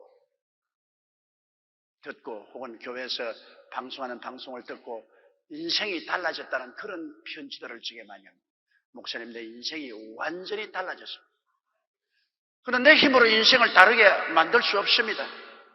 내 입에서 나오는 말씀, 예언의 말씀이 인생을 변화시킨 것입니다. 하나님이 저 입을 통해서 예언의 영으로 마음을 변화시켜서 인생이 달라진 것이지. 저의 힘으로 어떻게 인생이 다르게 합니까? 내 인생도 내 마음대로 못하는데 내가 남의 인생을 어떻게 다르게 합니까? 하나님께서 다르게 해주시는 것입니다. 그러므로 사랑을 따라 구하라. 신령한 것을 사모하되 특별히 예언을 하려 구하라. 예언을 억지로 예언하면 안 돼요. 성령께서 오셔서 예언의 영으로 말씀을 가르치게 해야 돼요. 옛날에 우리 신학교 다닐 때 어떤 미국 교수님이 오는데 교수님이 좀 날이 넘었어. 우리 보고 가르치기를 누구든지 예언을 해라. 믿음으로 막 해라. 은사는 이미 주어진 것이니까 믿음으로 입을 열어 예언을 하라. 자꾸 그렇게 강조를 해요. 그런데 믿음으로 예언하려니까 예언도 안 나오는데 어떻게 예언을 해요? 그런데 조금 우리 후배 중에 한 사람 신학교 들어왔는데 모자라는 애가 있었어요. 교육이 좀 부족하고 모자라는 애가 있습니다. 걔가 특기를 하지만 내 사랑하는 자녀여, 내 사랑하는 자녀여, 내 말을 들어라. 그래서 우리가 무슨 말 하는지 가만히 생각 한참 했더니 할 말이 없네. 그러면서 그때 우리가 그냥 굉장히 쇼크를 느꼈습니다. 믿음으로 입만 열고 나면 하나님이 예언을 주시니까 믿음으로 예언하라고 그 교수님이 가르치는데 얘가 일어나서 내 백성이여 내게 귀를 기울여 들으라 결국 한다면 할 말이 없다고 하니까 그 말 정직한 말이야. 할 말이 없지 뭐 없어. 하나님이 안 주시는데 무슨 할 말이 있어요. 그렇게 믿음으로 무작정하고 하는 것이 아닙니다. 하나님께 예언의 영을 주셔서 마음속에 메시지를 허락해 달라고 기도해야 되는 것입니다. 마음속에 메시지가 있어야지요. 옛날 우리 한국말에 시장 갈 때 남이 다 시장 가니 걸음지게 지고 시장 따라간다고. 그러면 시장에서 팔아먹지 못해요. 시장에 갈 때 물건을 팔려면은 내용물이 있어야 될 게 아닙니까? 보리나 쌀이나 그렇지 않으면 닭이나 계란이나 뭐 내용을 가지고 가야 되죠. 내용 없이 가서 무슨 소용이 있습니까? 여러분, 우리가 하나님께 기도하는 것은 성령께서 우리 마음속에 말씀을 주셔야 우리가 말씀을 전하는 것입니다. 말씀을 주시지 않은데 우리가 입을 열어 말하면 사고를 치르게 되는 것입니다. 그러니까 이런 문제에 대해서 우리가 깊이 생각해야 돼요. 다음 2절요. 방언을 말하는 자는 사람에게 하지 아니하고 하나님께 하나니 이는 알아듣는 자가 없고 그 영으로 비밀을 말함이라. 자, 방언은 오순절 날이 오기 전까지는 방언이 없었습니다. 그러나 오순절 날 120문도가 성령을 받자 그들은 방언을 말하기 시작했습니다. 이것은 신약 시대에 하나님께서 그리스도를 믿을 때 성령이 충만히 임하시다는 증거로서 방언을 주신 것입니다. 구약 시대는 방언이 없었습니다. 그런데 이 방언은 하나님이 주시는 말로서 알아듣는 방언도 있고 알아듣지 못하는 방언도 있는데 주로 우리는 알아듣지 못하는 방언을 말합니다. 사람의 말과 천사의 말이라고 했는데 천사의 말처럼 우리가 알아듣지 못하는 것이 주로 우리 방언입니다. 특별한 때에 하나님께서는 우리는 모르지만은 상대방이 알아들을 수 있도록 상대방 말을 하게끔 하는 때가 있습니다. 그것은 지극히 희귀합니다. 일반적으로는 다 방언은 알아듣지 못하는 방언인 것입니다. 그러므로 방언을 하는 자는 사람에게 하지 않냐고 하나님께 하는. 왜? 사람에게 한다면 사람이 알아듣는 말을 해야 사람에게 하지요. 사람에게 못 알아듣는 말은 해봤자 소용이 없지 않아요. 여러분 외국 사람 붙잡고 한국말을 아무리 해봤자 못 알아듣지 않아요. 한국 사람에게 한국말을 해야 알아듣지 않아요. 말이라는 것은 알아듣는 사람에게 말을 해야지 못 알아듣는 사람에게 말해가는 그건 허공을 치는 소리에 불과한 것입니다. 그러므로 일반적인 방언은 우리 사람들이 못 알아듣습니다. 그런데 왜 하느냐? 그것은 사람에게 아니하고 하나님께 하는 방언인 것입니다. 우리가 마땅히 빌 바를 알지 못하나 성령이 말할 수 있는 탄식으로 우리를 위해서 기도하신다고 우리는 무엇을 기도할지 모릅니다. 너무 기뻐도 할 말이 없다고 하지 않습니까? 너무 슬퍼도 말이 막힌다. 너무 기쁜 일이 생겨서 할 말이 막힐 때 방언으로 말하면 그 기쁨을 하나님께 다 표현하는 거죠. 너무 슬퍼서 이제 말문이 막혔을 때도 방언으로 말하면 성령이 그 슬픔을 다 하나님께 구하고 그 슬픔의 해답을 얻을 수 있도록 도와주시는 것입니다. 방언은 기도하는 거예요. 사람에게 하지 않고 하나님께 하는 기도의 언어이기 때문에 이 방언 기도가 얼마나 좋은지 몰라요. 너무 슬플 때도 방언이 우리를 슬픔에서 건져주고 너무 기쁠 때도 이 방언이 우리 기쁨을 다 표현해서 하나님께 찬미하게 하고 내 영혼이 또한 깔아앉았을 때 방언으로 기도하면 내 영혼이 재충만될 수 있는 것입니다. 그렇기 때문에 방언은 사람에게 하지 아니고 하나님께 하는 이는 알아듣는 자가 없고 그 영으로 비밀을 말합니다. 사람은 알아듣지 못해요. 알아듣지 못하니까 여기 보면 천사도 못 알아들어요. 마귀도 귀신들도 못 알아들어요. 방언은 하나님께 하는 비밀입니다. 비밀은 알아들으면 비밀이 안 돼요. 비밀은 상대만 아는 거죠. 그런데 이 세상에는 정말로 비밀이 없어요. 나는 지금까지 살아오면서 수많은 회의에서 또 수많은 일에서 이거는 꼭 비밀이다. 꼭 지켜라. 아무리 비밀로 지키라고 해도 그 비밀이 순식간에 새어나가는 것입니다. 사람이 비밀이 없어요. 사람이란 것은 남의 말을 듣고 나면은 꼭 전달하고 싶은 마음이 생겨요. 목사들이 월요일 날 모여서 기도회를 가졌어요. 그래서 우리 마음 다 털어놓고 우리 하나님 앞에 기도하자. 그러니까 이제 목사들이 와서 서로 모여서 기도회를 하면서 회개를 해요. 그 목사님 한 분이 나는 자꾸 거짓말하는 죄가 있다. 나는 그래서 자꾸 우리 성도들에게 거짓말을 한다. 화장을 하고 거짓말을 한다. 이건 나는 회개하고 자복한다. 또 한 사람은 하는 말이 나는 몰래 술을 먹는다. 그러니까 나는 술 먹는 죄가 있어서 이것 때문에 내가 마음에 회개하고 그렇게 한다. 세 번째 사람이 있다. 나는 고자질하는 죄가 있는데 아유 나 가야 되겠다. 나는 이게 왜 그래? 근데 들었으니까 고자질 해야지. 내가 어찌할 도리가 없다. 나는 듣고 나면은 입을 가만히 있을 수가 없다. 그래가 이 사람이 뛰어가가지고서 비밀로 기도회를 가지겠다고 했는데 회개한 것을 가지고 와서 그 교회가 가지고서 너희 목사는 술 마신다. 너희 목사는 거짓말쟁이다. 목사님, 그 두 교회 목사님 다 목회 못하고 쫓겨났다 그래요. 그 고사질 잘하는 목사 때문에. 그 비밀이 어디에 있습니까? 비밀이라는 것은 다 탄로가 나요. 그 비밀이 지켜지면은 많은 슬픔을 없앨 수가 있습니다. 근데 비밀을 누설하면 많은 슬픔과 고통이 다가올 수 있습니다. 신실하지 못한 친구는 남의 비밀을 누설합니다. 그러므로 아무도 믿고 말할 수가 없죠. 부부간에는 믿을 수 있지 않느냐? 부부간에 믿어요. 좋을 때야 한없이 믿을 수 있지만 돌아서면 원수도 그런 원수가 없을 정도로 싸우게 되니까요. 한 번은 시골에서 싸움이 벌어져서 이웃 사람을 쳐 죽였어요. 급히 그 부인과 아들과 함께, 부인 몰래 아들과 함께 그 시체를 담을 쳐버렸어요. 분명히 사람이 죽었는데 아무리 있어도 증거가 없어요. 담을 쌓아버렸습니다. 십수년의 세월이 흘렀습니다.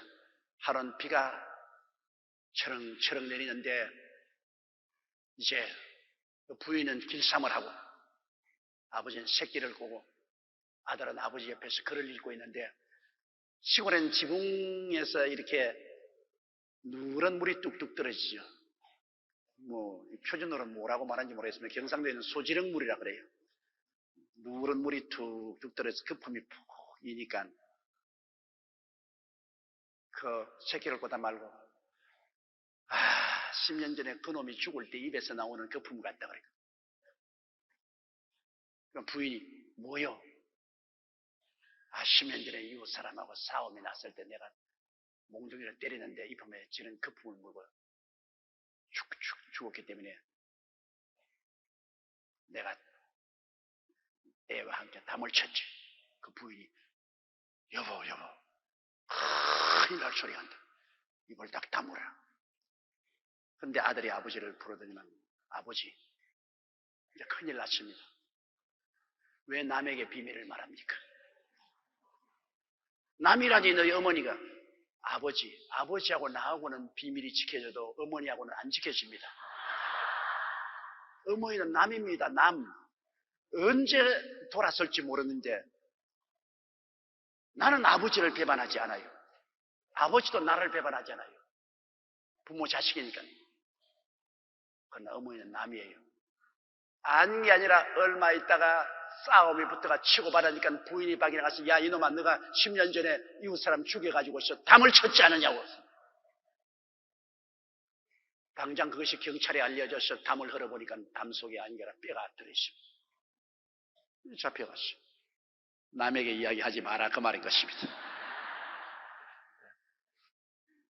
참으로 이 세상 사람들 사이에는 비밀이 좀처럼 지켜지지 않으면 우리가 하나님에게는 비밀을 말하고 하나님 우리 비밀을 들어주십니다. 그런데 왜 아는 말로 비밀을 말 안 하느냐? 아는 말로 하면 반드시 비밀이 누설되기 때문에 우리가 아는 말로 하나님께 비밀을 말하면 옆 사람도 듣고 마귀도 들을 수 있잖아요. 그러나 하나님은 하나님만 알아들을 수 있도록 성령으로 비밀을 말하게 한 것입니다. 성령으로 비밀을 말하게. 이게는 이웃 사람도 못 알아듣고 마귀도 못 알아듣고 귀신도 못 알아듣고 하나님만 알아들으니까 얼마나 좋습니까? 그러므로 우리도 스스로 모르는 사이에 우리 속에 있는 성령이 우리 영으로 더불어 우리의 모든 문제를 다 하나님께 비밀적으로 아뢰므로 하나님이 알아서 응답을 해주시게 되는 것입니다. 그리고 또 비밀을 말하자면 친해야 비밀을 말하지 친하지 않은 사람에게 어떻게 비밀을 말합니까? 아주 누구보다도 다정하고 친한 사람에게는 비밀을 말하지 않죠. 우리가 하나님께 비밀을 말한다는 것은 하나님과 굉장히 가까워진다는 것입니다, 여러분. 그러므로 우리의 신앙생활에 냉담하게 되고 기도가 잘 나오지 않고 하나님이 멀리 계신 같이 느낄 때는 억지로라도 계속 방언으로 기도하면 그 안개 구름이 그치고 하나님이 내 안에, 내가 하나님 안에 있는 것을 느끼게 되는 것입니다. 왜? 하나님과 비밀을 말하자니까 가차워지지. 비밀을 말하는데 가차워지지 아니할 수가 없이.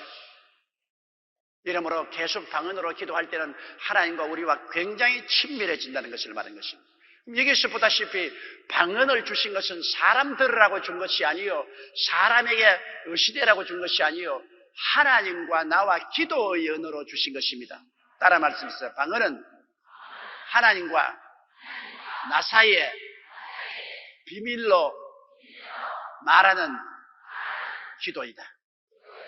그러므로 사람 듣는데 고함치고 할 이유가 없지요. 사람 앞에 나타내려고 할 필요가 없지요. 왜? 사람 보고 하는 거 아닌데 왜 사람에게 하느니?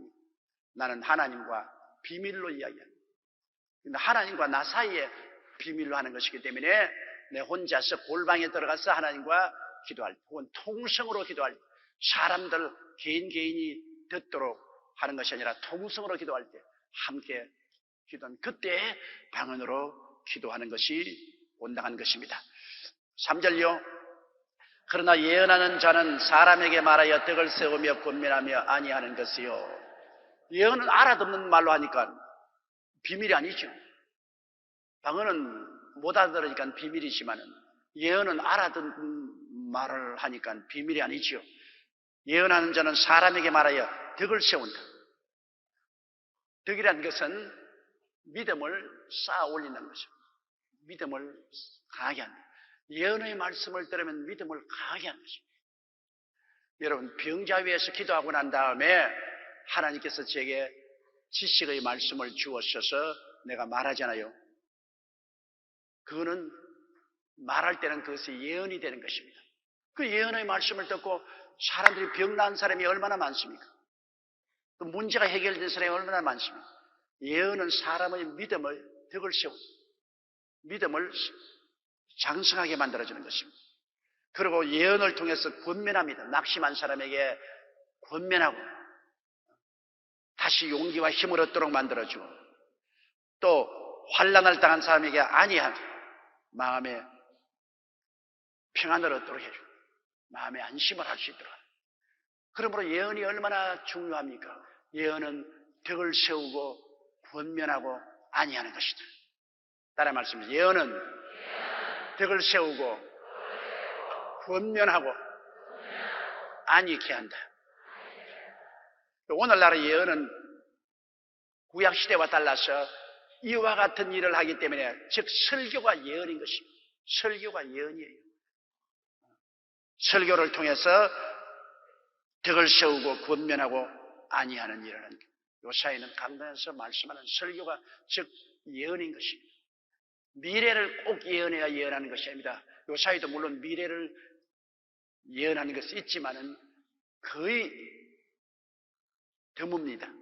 주로 설교를 통해서 듣는 이로 하여금 덕을 세우고 권면하고 안위케 하는 것이 예언인 것입니다. 오늘날 예언의 은사 받았다고 해서 남 개인적으로 갖다가 안수하고 예언해 준다고 하는 점치는 귀신에게 잡힌 사람들이 많습니다.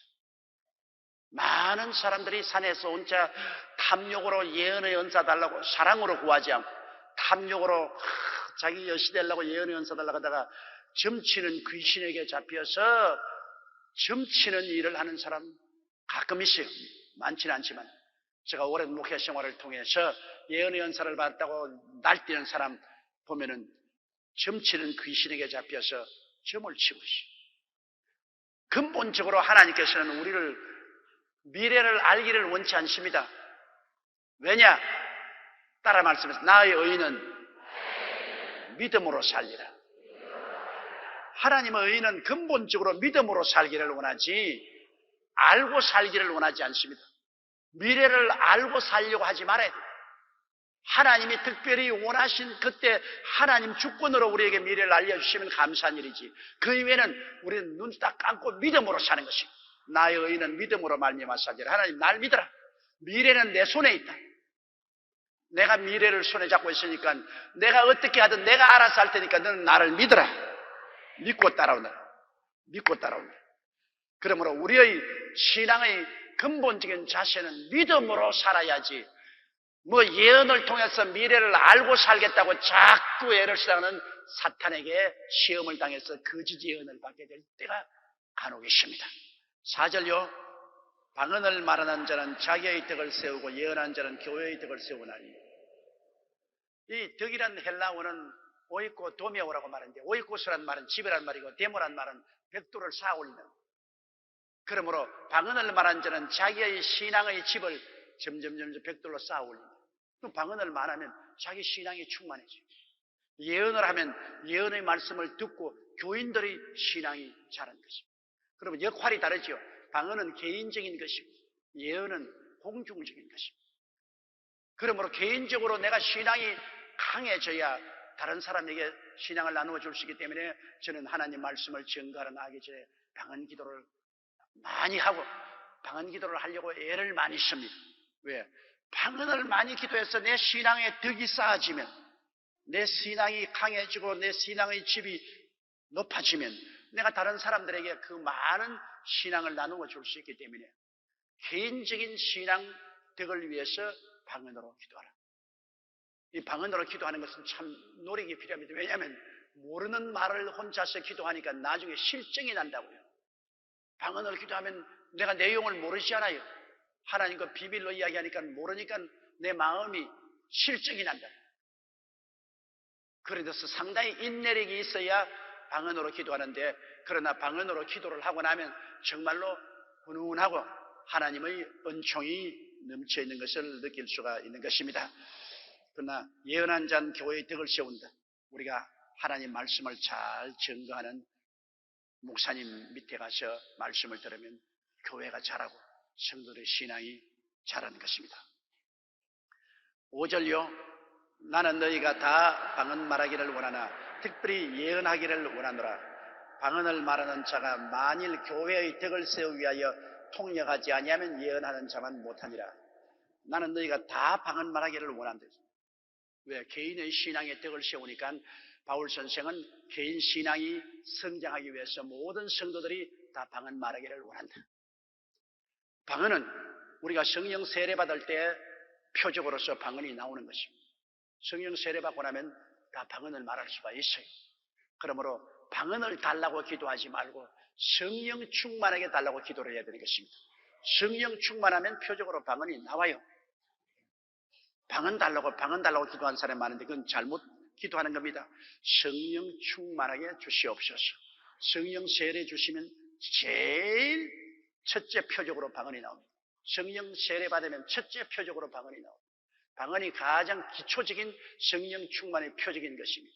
그렇기 때문에 우리가 성령을 충만히 받으면 방언을 말하죠. 바울 선생은 모두 다 성령 충만받고 다 방언 말하기를 원한다. 그런 개인적인 신앙의 발전입니다. 그러나 특별히 예언하기를 원한다. 특별히 너희 모든 사람들이 다 말씀 전하기를 원하노라. 셀 리더들은 다 적은 예언자들입니다. 셀 리더들은 다 적은 예언자들이에요. 왜? 기도하고 성령의 기름 부음을 받아 말씀을 가지고 성도들에게 권면하고 그리고 안위하고 덕을 세우기 때문에 모두 다 셀 리더들은 적은 예언자들이죠. 그러므로 바울 선생이 요사이 현대어로 말하면 나는 너희 모두가 다 셀 리더가 되기를 원하노라. 그 말입니다. 난 너희 모두가 예언하기를 원하노라. 내가 너희 모두가 셀 리더가 되어서 사람들을 모아놓고 덕을 세우고 권면하고 안위하는 말씀을 전하기를 원하노라. 그 말씀이거든요. 방언보다는 훨씬 중요하죠. 방언은 개인적인 것이지만 예언은 대중을 위해서, 교회를 위해서 봉사할 수 있기 때문인 것입니다.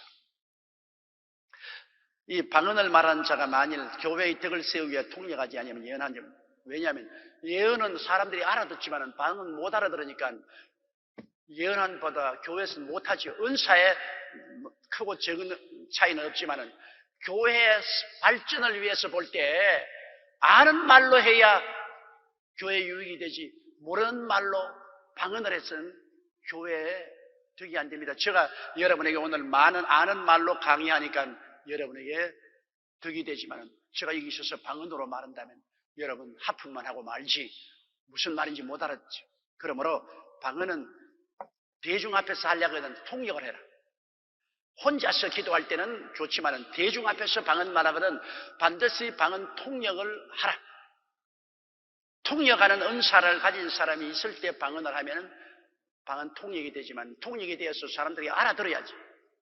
알아듣지 못하면 아무 효과가 없어요. 저도 방언 통역을 개인적인 방언 통역도 많이 하고 다른 사람의 방언 통역도 많이 해봤는데 개인적인 방언 통역은 내가 방언으로 많이 기도하고 난 다음에 그 다음에는 예언의 영이 와가지고서 자꾸 한국말로 말을 하도록 마음에 압력이 가해지는 거예요. 압력이 가해지.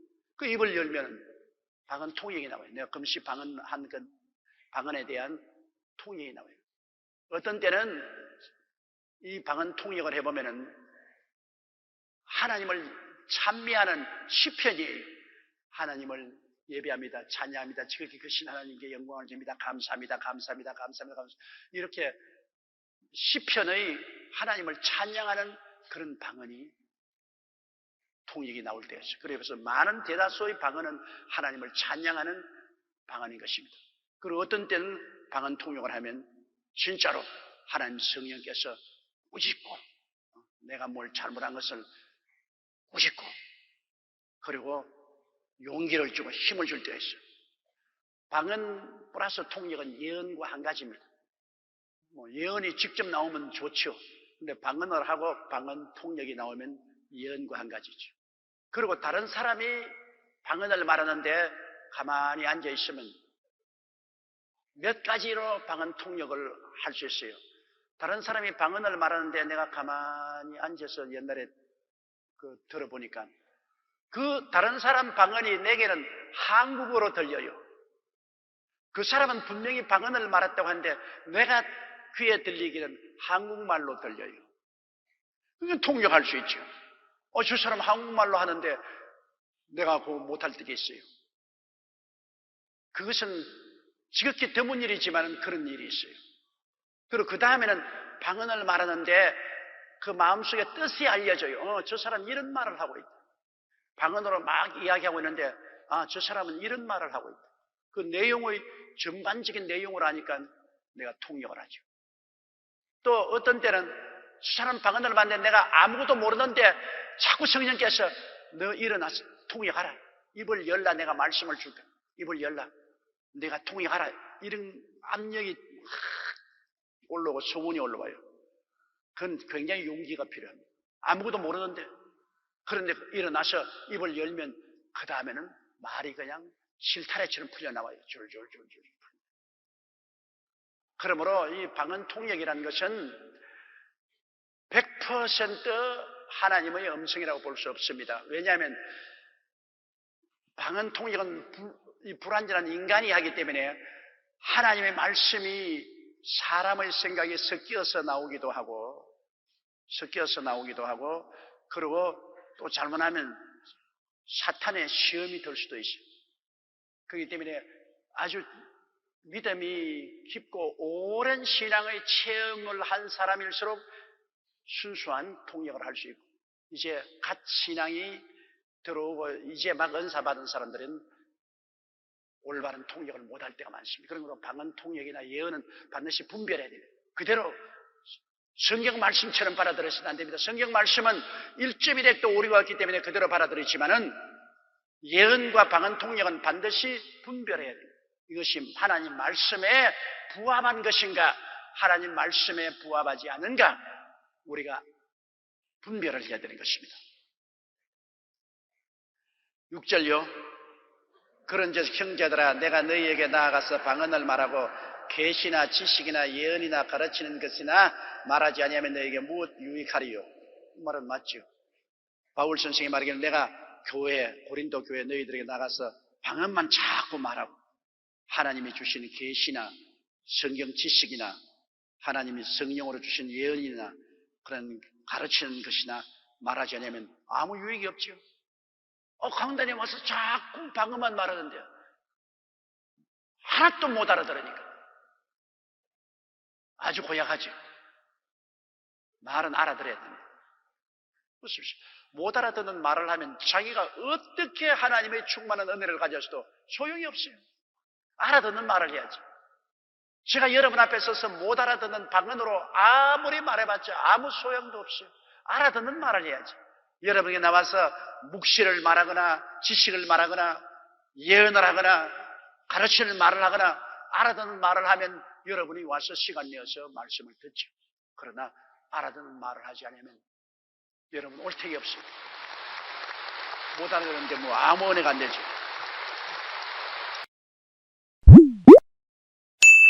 오늘은 고린도후서 8장 16절 이하의 말씀을 가지고 은혜를 나누겠습니다.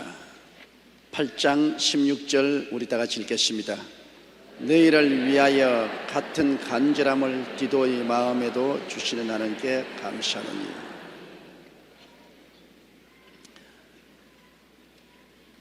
이 하나님께 물질을 드리는 이 간절한 마음을 하나님이 디도에게도 주셨다.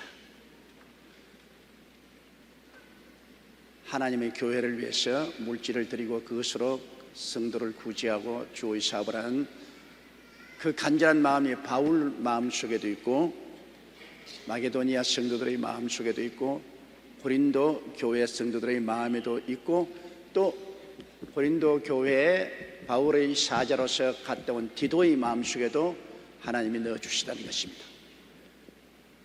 우리 마음의 생각을 하나님이 좌우하십니다. 여러분, 많은 사람들이 제게 그런 말을 합니다. 어떻게 하면 하나님의 뜻을 알 수가 있습니까?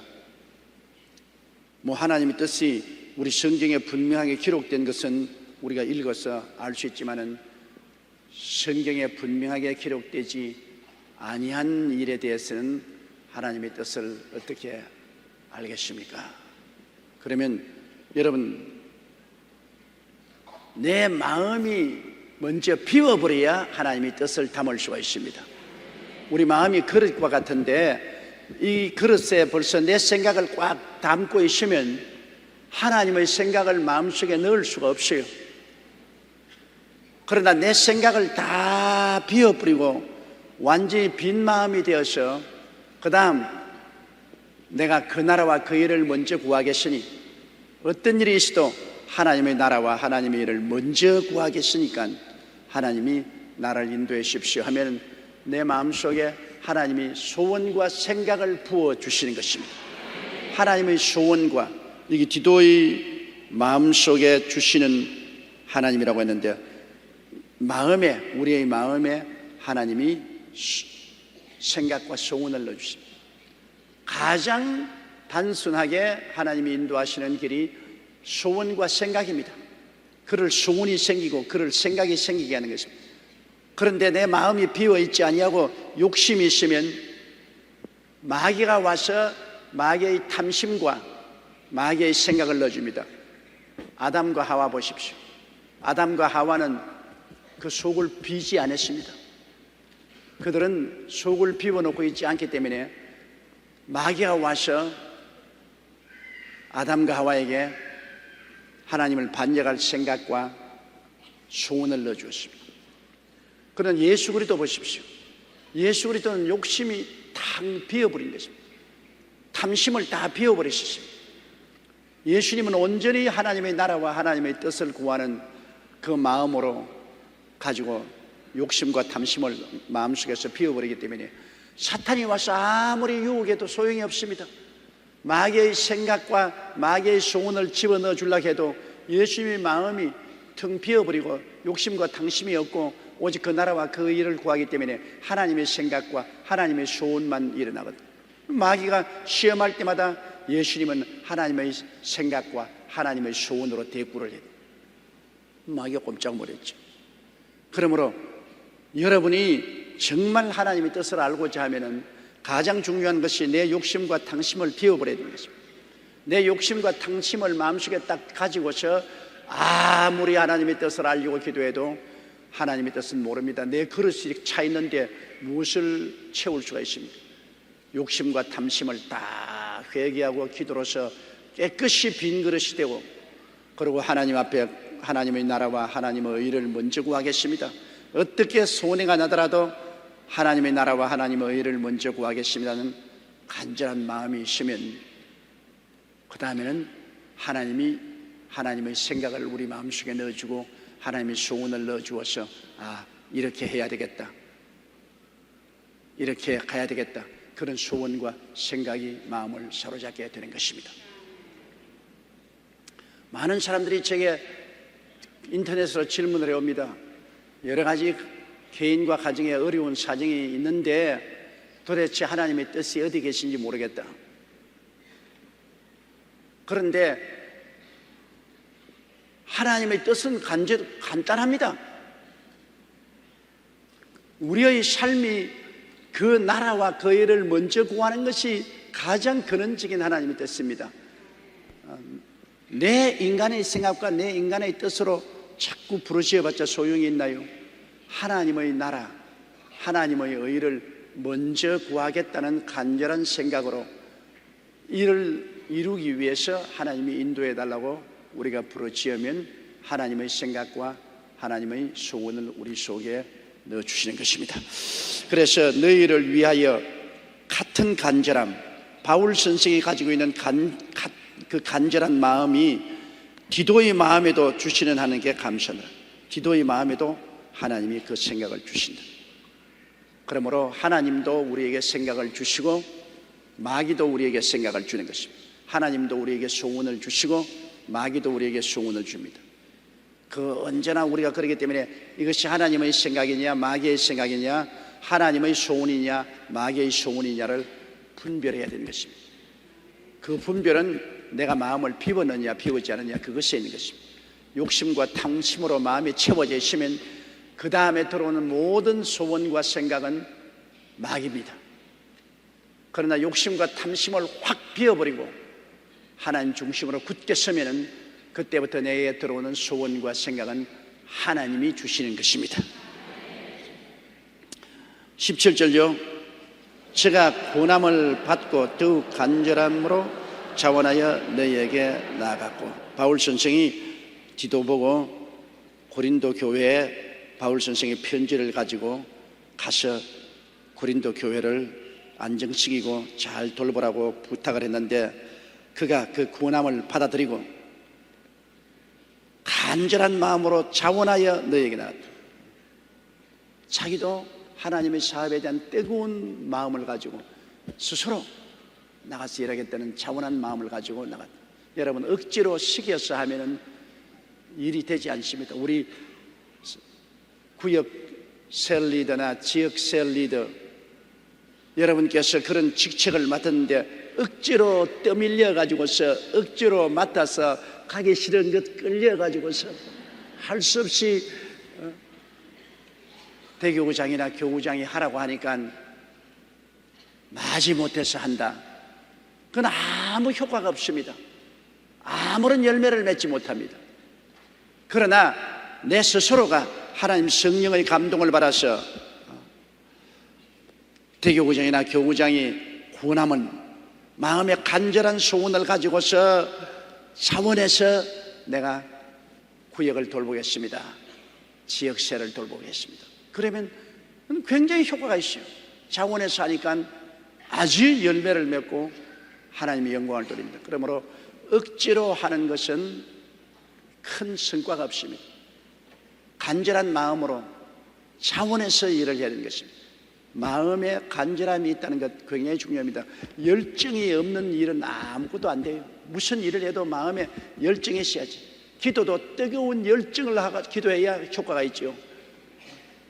아주 냉랭한 기도가 무슨 효과가 있습니까? 전도도 내가 열정을 가지고 전도를 하면 상대의 감동을 주지만은 아주 마지못해서 앵무새처럼 하는 말은 아무 효과가 없죠. 일도 열심으로 열정을 가지고 하는 일에는 효과가 있지만은 열정이 없이 일하는 건 효과가 없습니다.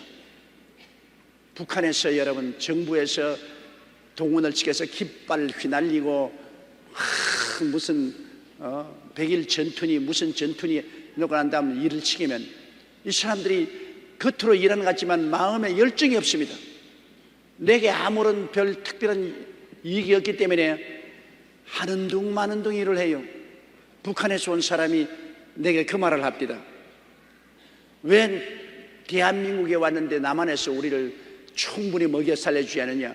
북한에는 하루 종일 나가서 풀 한 포기만 뽑아도 먹을 거 주는데, 공산 치하에서는 사유재산이 없고 모두 다 국가에 고용되어 있기 때문에 일하는 흉내만 내면은 그들에게 월급도 주고 먹여 주는 일을 했기 때문에 망해버렸거든, 그 나라가. 그러나 뜨거운 열정을 가지고 간절히 일하는 것은 이 시간 경제 체제에서는 그렇게 할 수밖에 없는 거예요. 내가 열심히 해야 내가 돌아오는 것이니까. 그래서 옛말에도 한국에 날품파리를 주면은 늘 낮잠을 자지만은 도급을 주면 죽을까 겁난다 그럽니다. 날품파리 하면은 내가 막 하루만 때우면 월급 받는다 해서 될 수 있으면 잠이 자고 게으르려고 하는데, 너 이거 도급으로 하면은 이만한 금액을 너에게 준다. 그러나 못하면 안 준다 그러면 아주 목숨 뒤바쳐 놓고 죽을까 겁날 정도로 일을 하는 겁니다. 마음의 열정이 생기죠. 내게 이익이 있다고 생각하면 열정이 생겨가지고서 있는 힘을 다해서 일을 하게 되는 것입니다.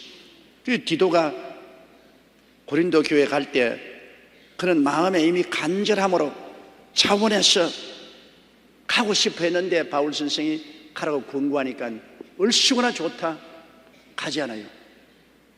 그러므로 무엇을 하든지 여러분, 우리가 하나님 앞에서 열정을 가지고 차분한 마음으로 해야지, 열정과 차분한 마음이 없으면 아무런 효과가 없습니다.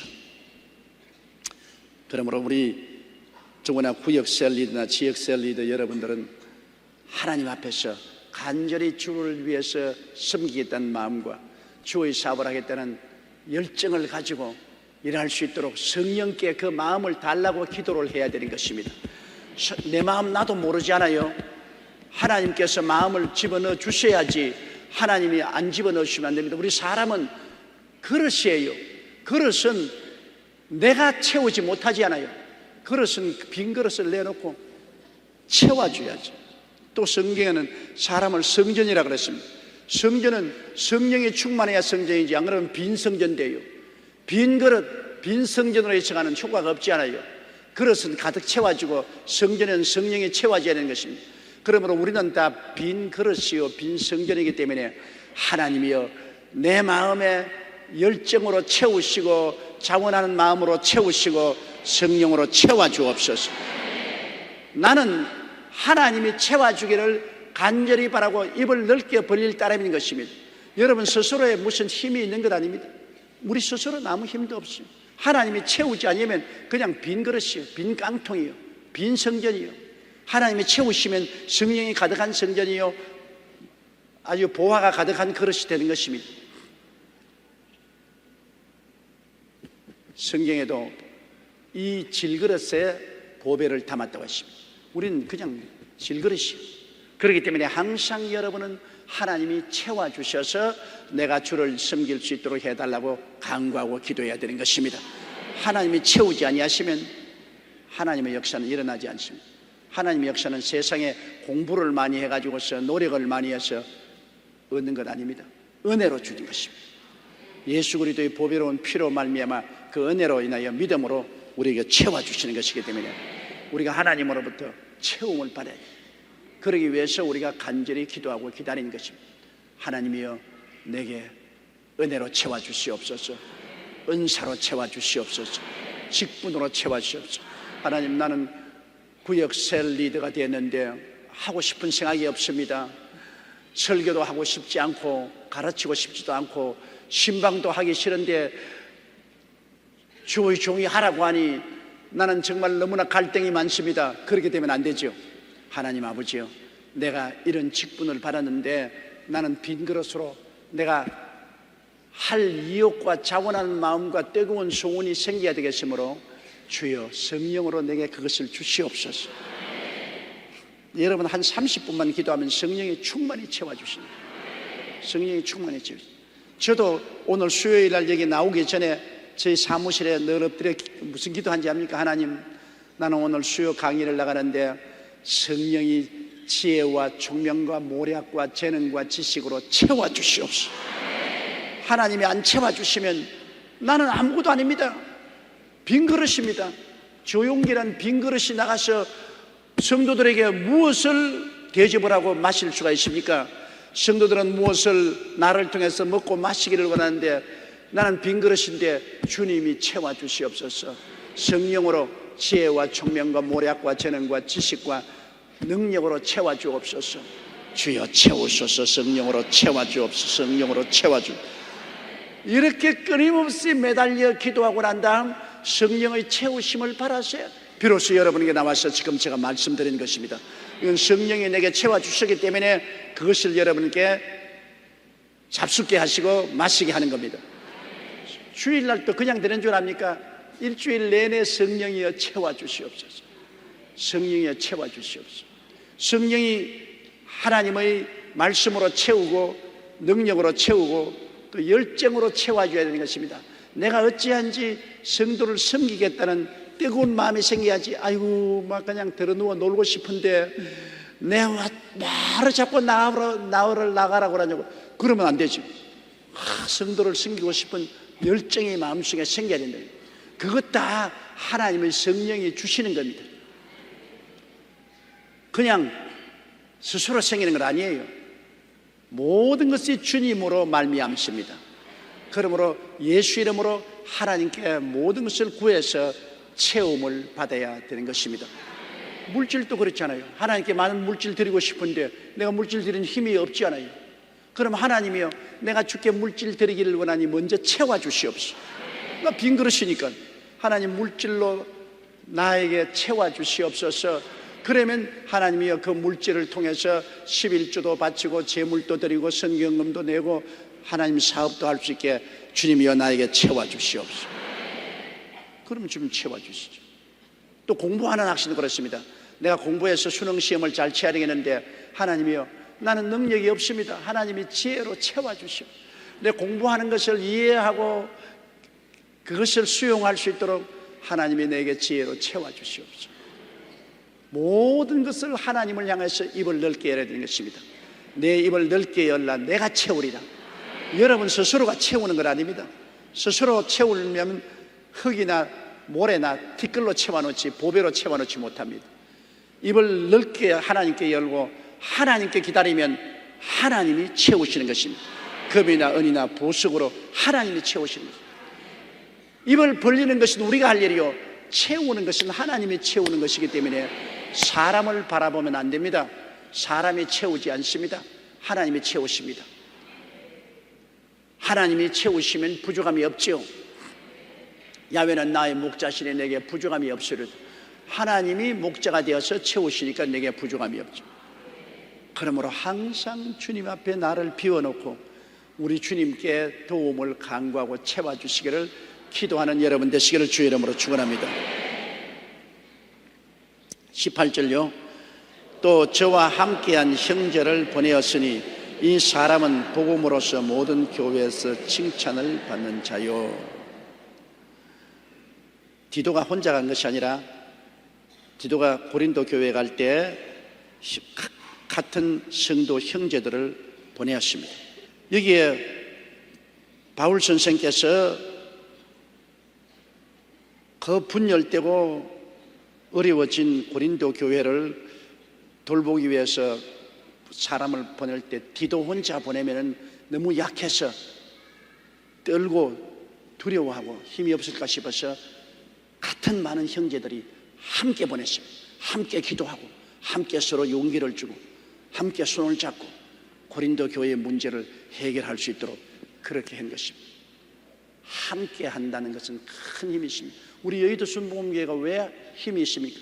70만이 함께 하기 때문인 것입니다. 우리가 함께 하기 때문에 우리가 큰 일을 하고 있잖아요. 어떠한 교파도 하지 못하는 큰 일을 우리가 하고 있잖아요. 함께 한다는 것이 그런 큰 힘이 있습니다. 티끌 모아 태산이 이루어지고 눈물이 모여서 한강이 이루어진다.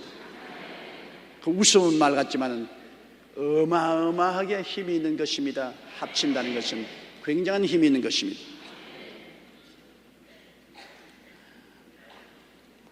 또 저희와 함께 형제를 보내었으니 이 사람은 복음으로서 모든 교회에서 칭찬을 받는 사람, 사람들에게 인정을 받고 그 신앙이 확인된 사람, 가짜들 아니고 진짜 신앙인들이 합쳐서 디도와 함께 고린도로 갈 수가 있는 것입니다. 19절요. 이뿐 아니라 저는 동일한 주의 영광과 우리의 원을 나타내기 위하여 여러 교회의 택함을 입어 우리의 맡은 은혜의 일로 우리와 동행하는 자라. 그러니까 이 마케도니아에서 고린도에 디도를 보낼 때 한 교회에서만 간 것이 아니라 여러 교회 대표들이 간 것입니다. 그 다음 24절요. 이것을 조심하면 우리가 맡은 이 계획의 연보로 인하여 아무도 우리를 회방하지 못하게 하리 함이니라. 마게도니아에서 모은 헌금이나 고린도에서 모은 헌금을 가지고 결국엔 예루살렘에 가지고 가는데, 여러분 돈 문제는 혼자서 취급하면 안 됩니다. 돈 문제는 여러 사람이 보는 앞에서 여러 사람이 함께 해야 안전합니다. 한 사람이 횡령할 수도 없거니와 또 도적들이 와서 훔칠 수도 없지 않습니까? 여러분 우리 교회 같은 교회 돈 문제가 어떻게 돈이 지출되는지 내가 말을 해드릴게요. 1년에 우리 교회에서 예산위원회에서 예산을 세우면, 그럼 예산을 갖다가 우리 1,400명 당회에서 통과시킵니다. 그럼 각 부서에서는 예산이 이제는 지출이 될 때 각 부서에서 예산이 필요하다고 돈을 신청을 총무국에 내면은 총무국에서는 재정위원회로 돌립니다. 재정위원회 장로님들이 전부 다 들여다보고 수십 명이 도장을 찍습니다. 그 재정위원회에서 도장을 찍어서, 그래서 돈이 지출되면 그 돈을 그냥 쓰는 거 아닙니다. 물건을 사면은 금수위원회에서 물건을 구매처에서 구매를 하면 금수위원회에서 또 그것을 검수합니다. 그래가지고 통과되는 거예요. 그 돈을 우리 교회에서 한번 돈 쓴다는 것이 그렇게 쉽지가 않습니다. 내가 마음대로 돈을 썼다가는 당장 모가지 날아갑니다. 왜냐하면 또 매달마다 감사위원회에서 감사를 합니다. 돈을 잘 쓴지 못 쓴지. 그러니 예산에서 당회에서 통과시켜서 그 다음에는 이제 그 각 부서에서 총무국으로 올라오면 또 총무국에서 그것을 재정위원회로 돌리고, 재정위원회에서는 이 돈이 올바르게 나가는가 안 하는가 전부 조사해서 도장 찍어가지고서, 그래서 총무국에서 구매처에서 구매하면 또 검수위원회에서 전부 검수해서 진짜로 샀냐 가짜로 샀냐, 그럴 정도로 음하게 돈이 지출되기 때문에 여러분이 하나님께 드리는 돈은 무료하게 절대로 사용되지 않습니다. 정말로 올바르게 사용되도록 총력을 기는, 그렇게 많은 과정을 통하는 것은 부정부패를 없애기 위한 것입니다. 아무래도 예수 믿는 사람도 돈 보면은 눈이 헐가닥 달라질 수 있으니까 많은 사람이 지켜보면 못하잖아요. 많은 사람이 지켜보면 못합니다. 우리 어릴 때 너무나 가난했지만 그때는, 그러면 형제가 우리가 9인데 한 밥상에다가 밥을 주고 하면 반찬이 몇 개밖에 없기 때문에 밥이 오고 반찬이 오면 전부 다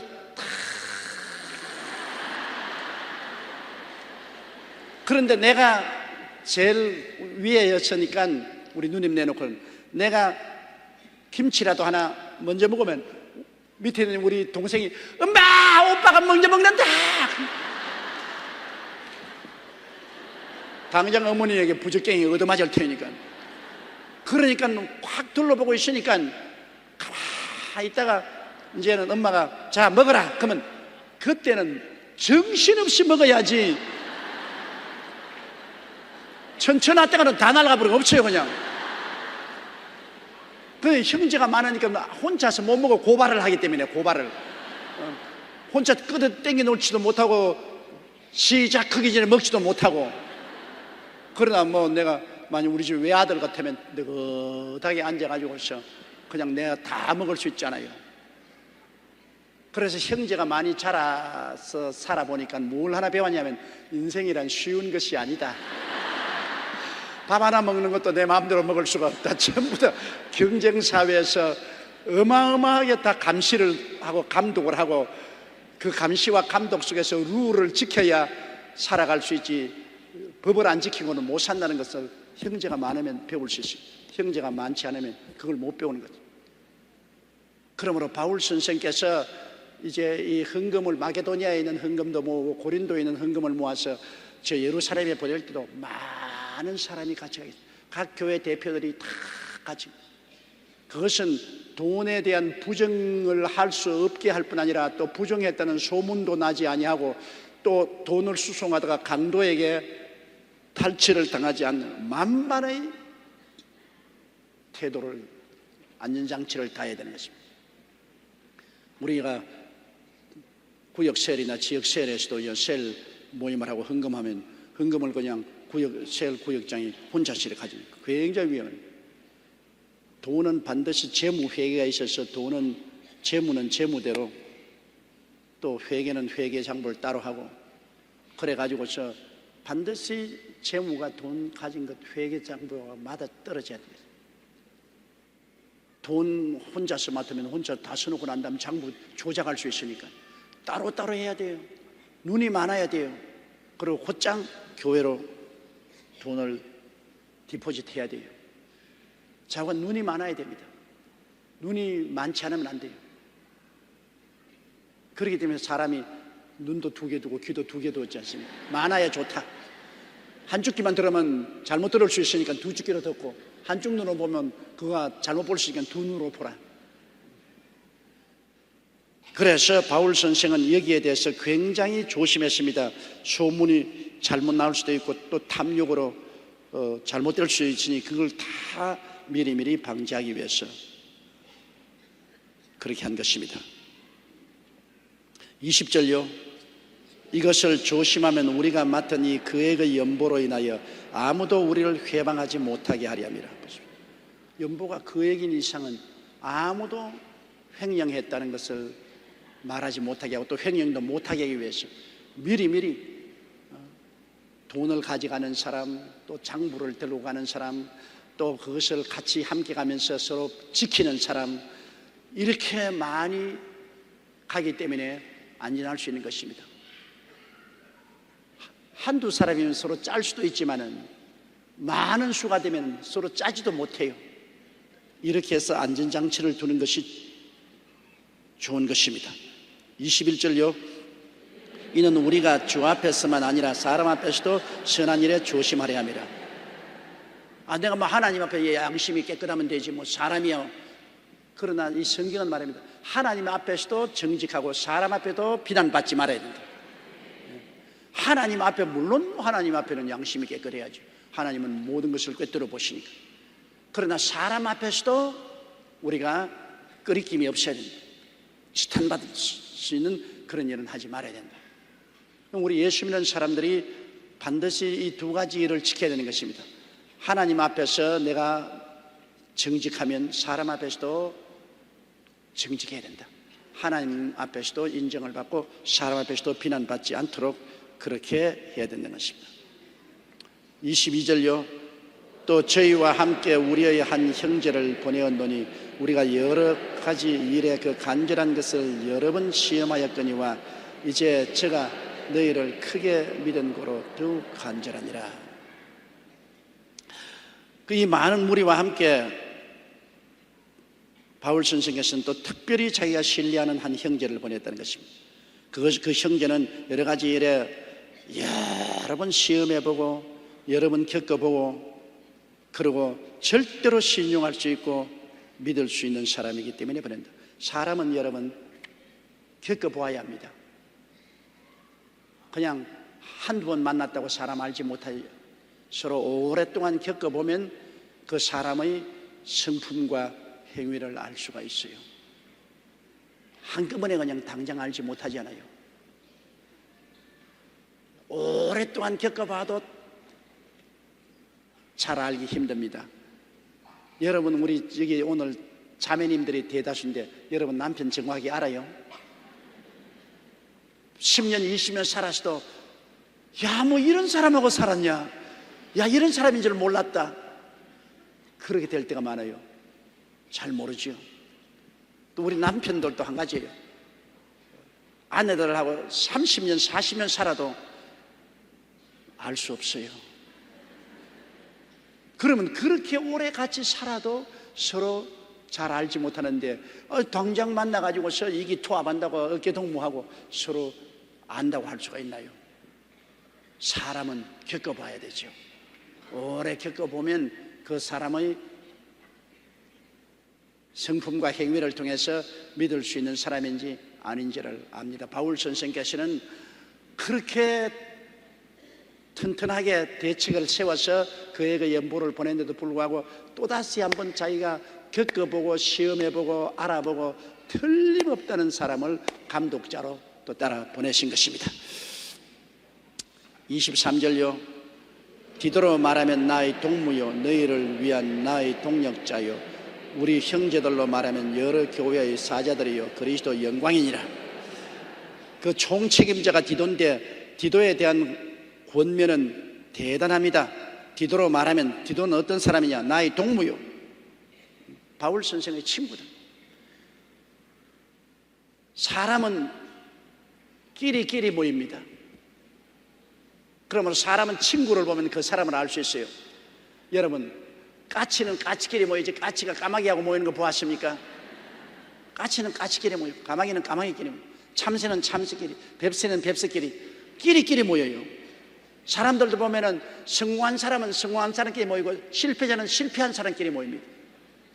정말로 성공한 사람하고 실패한 사람하고 합쳐놓아서 닮으라고 해도 안 되더라고요. 제가 옛날에 다 해봤어요. 옛날에 제가 우리 총회장이었을 때 총회할 때마다 방 배치를 하는데 큰 교회 목사하고 적은 교회 목사하고 같은 방에 이렇게 다 넣었어요. 왜냐하면 큰 교회 목사하고 적은 교회 목사하고 넣으면 적은 교회 목사가 큰 교회 목사에게 목회 좀 배우라고. 그래서 그때는 총회를 한 사흘 동안 했는데 하루 만에 전부 적은 교회는 적은 교회끼리 방을 바꾸고 큰 교회는 큰 교회 방 끼리끼리 그냥 적은 교회는 큰 교회 목사하고 있는 것이 안 맞으니까 저희끼리 방을 바꿔버려요. 그러므로 사람들은 언제나 끼리끼리 만나는데 우리가 가만히 사람을 알려면 그 사람이 누구하고 사귀는가 그 주변의 친구를 살펴보면 대만히 알 수 있어요. 저 사람 저런 사람 내가 보기에는 상당히 좋은 사람 같은데 만나는 친구가 술망쟁이고 노름꾼이면 너도 겉으로는 안 그런 자냐면서 속으로는 술망쟁이고 노름꾼이구나 알 수 있죠. 사위감 구할 때 그렇게 구하세요. 사위감 구할 때 넥타이 매고 좋게 해서 어머니 아버님 그거 좋아 보인다. 그러나 한번 걔들 친구를 살것이요. 친구들이 깡패들이 있고 그냥 사기꾼들이 있으면 같은 동료예요. 그러나 친구들이 다 점잖하고 훌륭하면 그 사람도 점잖하고 훌륭하게 된 것입니다. 그래서 바울 선생이 디도를 보고 그는 나의 동무요 친구라고 말할 때 굉장한 칭찬입니다. 바울 선생은 하나님이 알고 천하가 아는 사도요 하나님의 종인데 나 친구다 저 사람. 그러면 바울과 같은 신앙과 헌신과 충성과 인격을 가진 사람이다. 바울하고 친구가 되었다. 참 놀라운 사람이에요. 굉장히 놀라운 사람. 그 바울이 디도로 말하면 나의 동무요 그리고 너희를 위한 나의 동력자요 나와 함께 일하는 자로서 너희를 위해서 근심하고 걱정하고 기도하고 말씀 전하는 나의 동력자요 우리 형제들로 말하면 여러 교회의 사자들이요. 그 디도와 같이 간 여러 형제들은 보면 여러 교회의 사자들이요 여러 교회를 대표하는 사람들이요 그리스도의 영광이다. 저 사람들은 그리스도의 영광이다. 사람들 보고 참 주님이 훌륭한 제자들을 데리고 있다. 그리스도의 영광이, 그리스도의 수치가 되어서는 안 되잖아요. 이 사람들은 정말 가는 곳마다 예수 그리스도를 열심히 믿고 전하고 그리스도 중심으로 사는 흠이 없는 그리스도의 영광된 사람들, 이런 사람들에게 중요한 직책을 맡기는 것입니다. 여러분, 사람들에게 직책을 맡길 때 사적 감정으로 맡기면 안 돼요. 나하고 사적 감정으로 맡겼다가는 큰 문제 생기잖아요. 정말로 흠이 없고 점이 없고 그 직분을 다할 수 있는 사람을 택해야 돼요. 능력도 봐야 되고 인격도 봐야 되고 경험도 봐야 되고, 그렇게 해서 능히 이 일을 할 수 있다는 사람을 택해 보냈는데, 바울 선생이 그에게 연보를 저 마게도니아나 아가야 지방에서 그에게 연보를 거두어서 예루살렘을 보낼 때는 정말 자기가 동력자요, 자기의 동무라고 하는 디도를 책임자로 세워서 여러 교회 사자들로 하나님의 영광된, 증명된 너무나 훌륭한 인격을 가진 그런 사람들과 때를 만들어서 보내셨어요. 그러니 하늘이 무너지고 땅이 꺼져도 이 사람들이 부정부패할 사람들이 아닙니다. 일은 사람이 하는 것이기 때문에 사람을 올바르게 선택해야 되는 것입니다. 일이 사람을 만드는 것이 아니라 사람이 일을 만듭니다. 잘못된 사람 갖다 놓으면 일 다 망쳐버려요. 그러나 잘된 사람 갖다 놓으면 망한 일도 다 올바르게 만들어요. 성경에 복 있는 사람이라고 말했습니다. 복 있는 환경이라고 말했냐면서, 복 있는 사람이 들어오면, 덜에 가면 덜이 복을 받고, 집에 들어오면 집의 복을 받고, 떡반죽 그릇을 만지면 떡반죽 그릇이 복을 받고. 그러나 복이 없는 사람이 들어오면 잘된 일도 다 황폐하게 만들어버리고 말아요. 복 있는 사람, 이 사람이 굉장히 중요한 것입니다. 24절요. 그러므로 너희는 여러 교회 앞에서 너희의 사랑과 너희를 대한 우리 자랑의 증거를 저에게 보이라. 그러므로 이 사람들이 연보를 모으기 위해서 고린도에 갈 때 여러 교회에서 그 사람들에게 사랑을 베풀고, 또 우리가 벌써 너희를 굉장히 자랑했으니까 그 자랑한 증거를 또 그 사람들에게 보여주라는 것입니다. 바울 선생은 뭐 어마어마하게 고린도 교회를 자랑했어요. 그는 고린도 떠나서 마게도니아 지방에 가서 우리 고린도 교회 굉장히 자랑을 해요. 그러니까 가거들랑 내가 자랑한 것을 사실이라는 것을 보여주라. 그리고 또 그 사람들에게 또 그에 해당한 사랑도 보여주라고 그렇게 부탁을 했습니다. 여러분, 저는 온 세계 다니면서 우리 교회 자랑을 합니다. 뭐 부모가 자기 자식 자랑하는 건 당연한 이치고, 목사가 자기 교회 자랑하는 건 당연한 이치요. 그 우리 교회를 자꾸 내가 자랑하기 때문에 온 천하에 있는 많은 교회 목사와 교인들이 우리 한국에 가서 여의도 순복음교회에 가보자. 우리 교회 오면 상당히 내가 걱정이 될 때가 있어요. 자랑을 많이 했는데 실제 와보고, 와, 저 목사 허풍쟁이구나, 그렇게 말하면 큰일 아닙니까? 그래서 이 사람들이 와서 기도원에도 가고 우리 교회도 오고 또 구역회에도 동참하는데, 지금까지는 다 하는 말이 조 목사 자랑한 것이 참말이더라. 그러나 그 말한 것보다 훨씬 더 훌륭한 교회고 훌륭한 성도들이고 훌륭한 셀 리더들이더라. 그렇게 지금까지는 그렇게 칭찬을 듣고 왔어요. 그리고 또 여러분들이 해외 각지에서 온 사람들에게 사랑도 많이 베풀고. 그런데 끝까지 그렇게 돼야지 나중에는 아유, 조 목사가 온천에 다니면서 자기 교회 자랑하더니 가보니까 형편없더라, 그냥 과장했더라, 그렇게 된 날이면 이건 체면이 말이 아니다 말입니다. 그러나 다행히도 여러분은 저희 체면을 채워주신 훌륭한 성도들입니다. 여러분은 가는 곳마다 신앙의 모범이 되고 다른 사람들에게 자랑이 되어 있습니다. 칭찬이 되어 있으니 우리가 끝까지 이 신앙을 유지하는 우리들이 되십시다.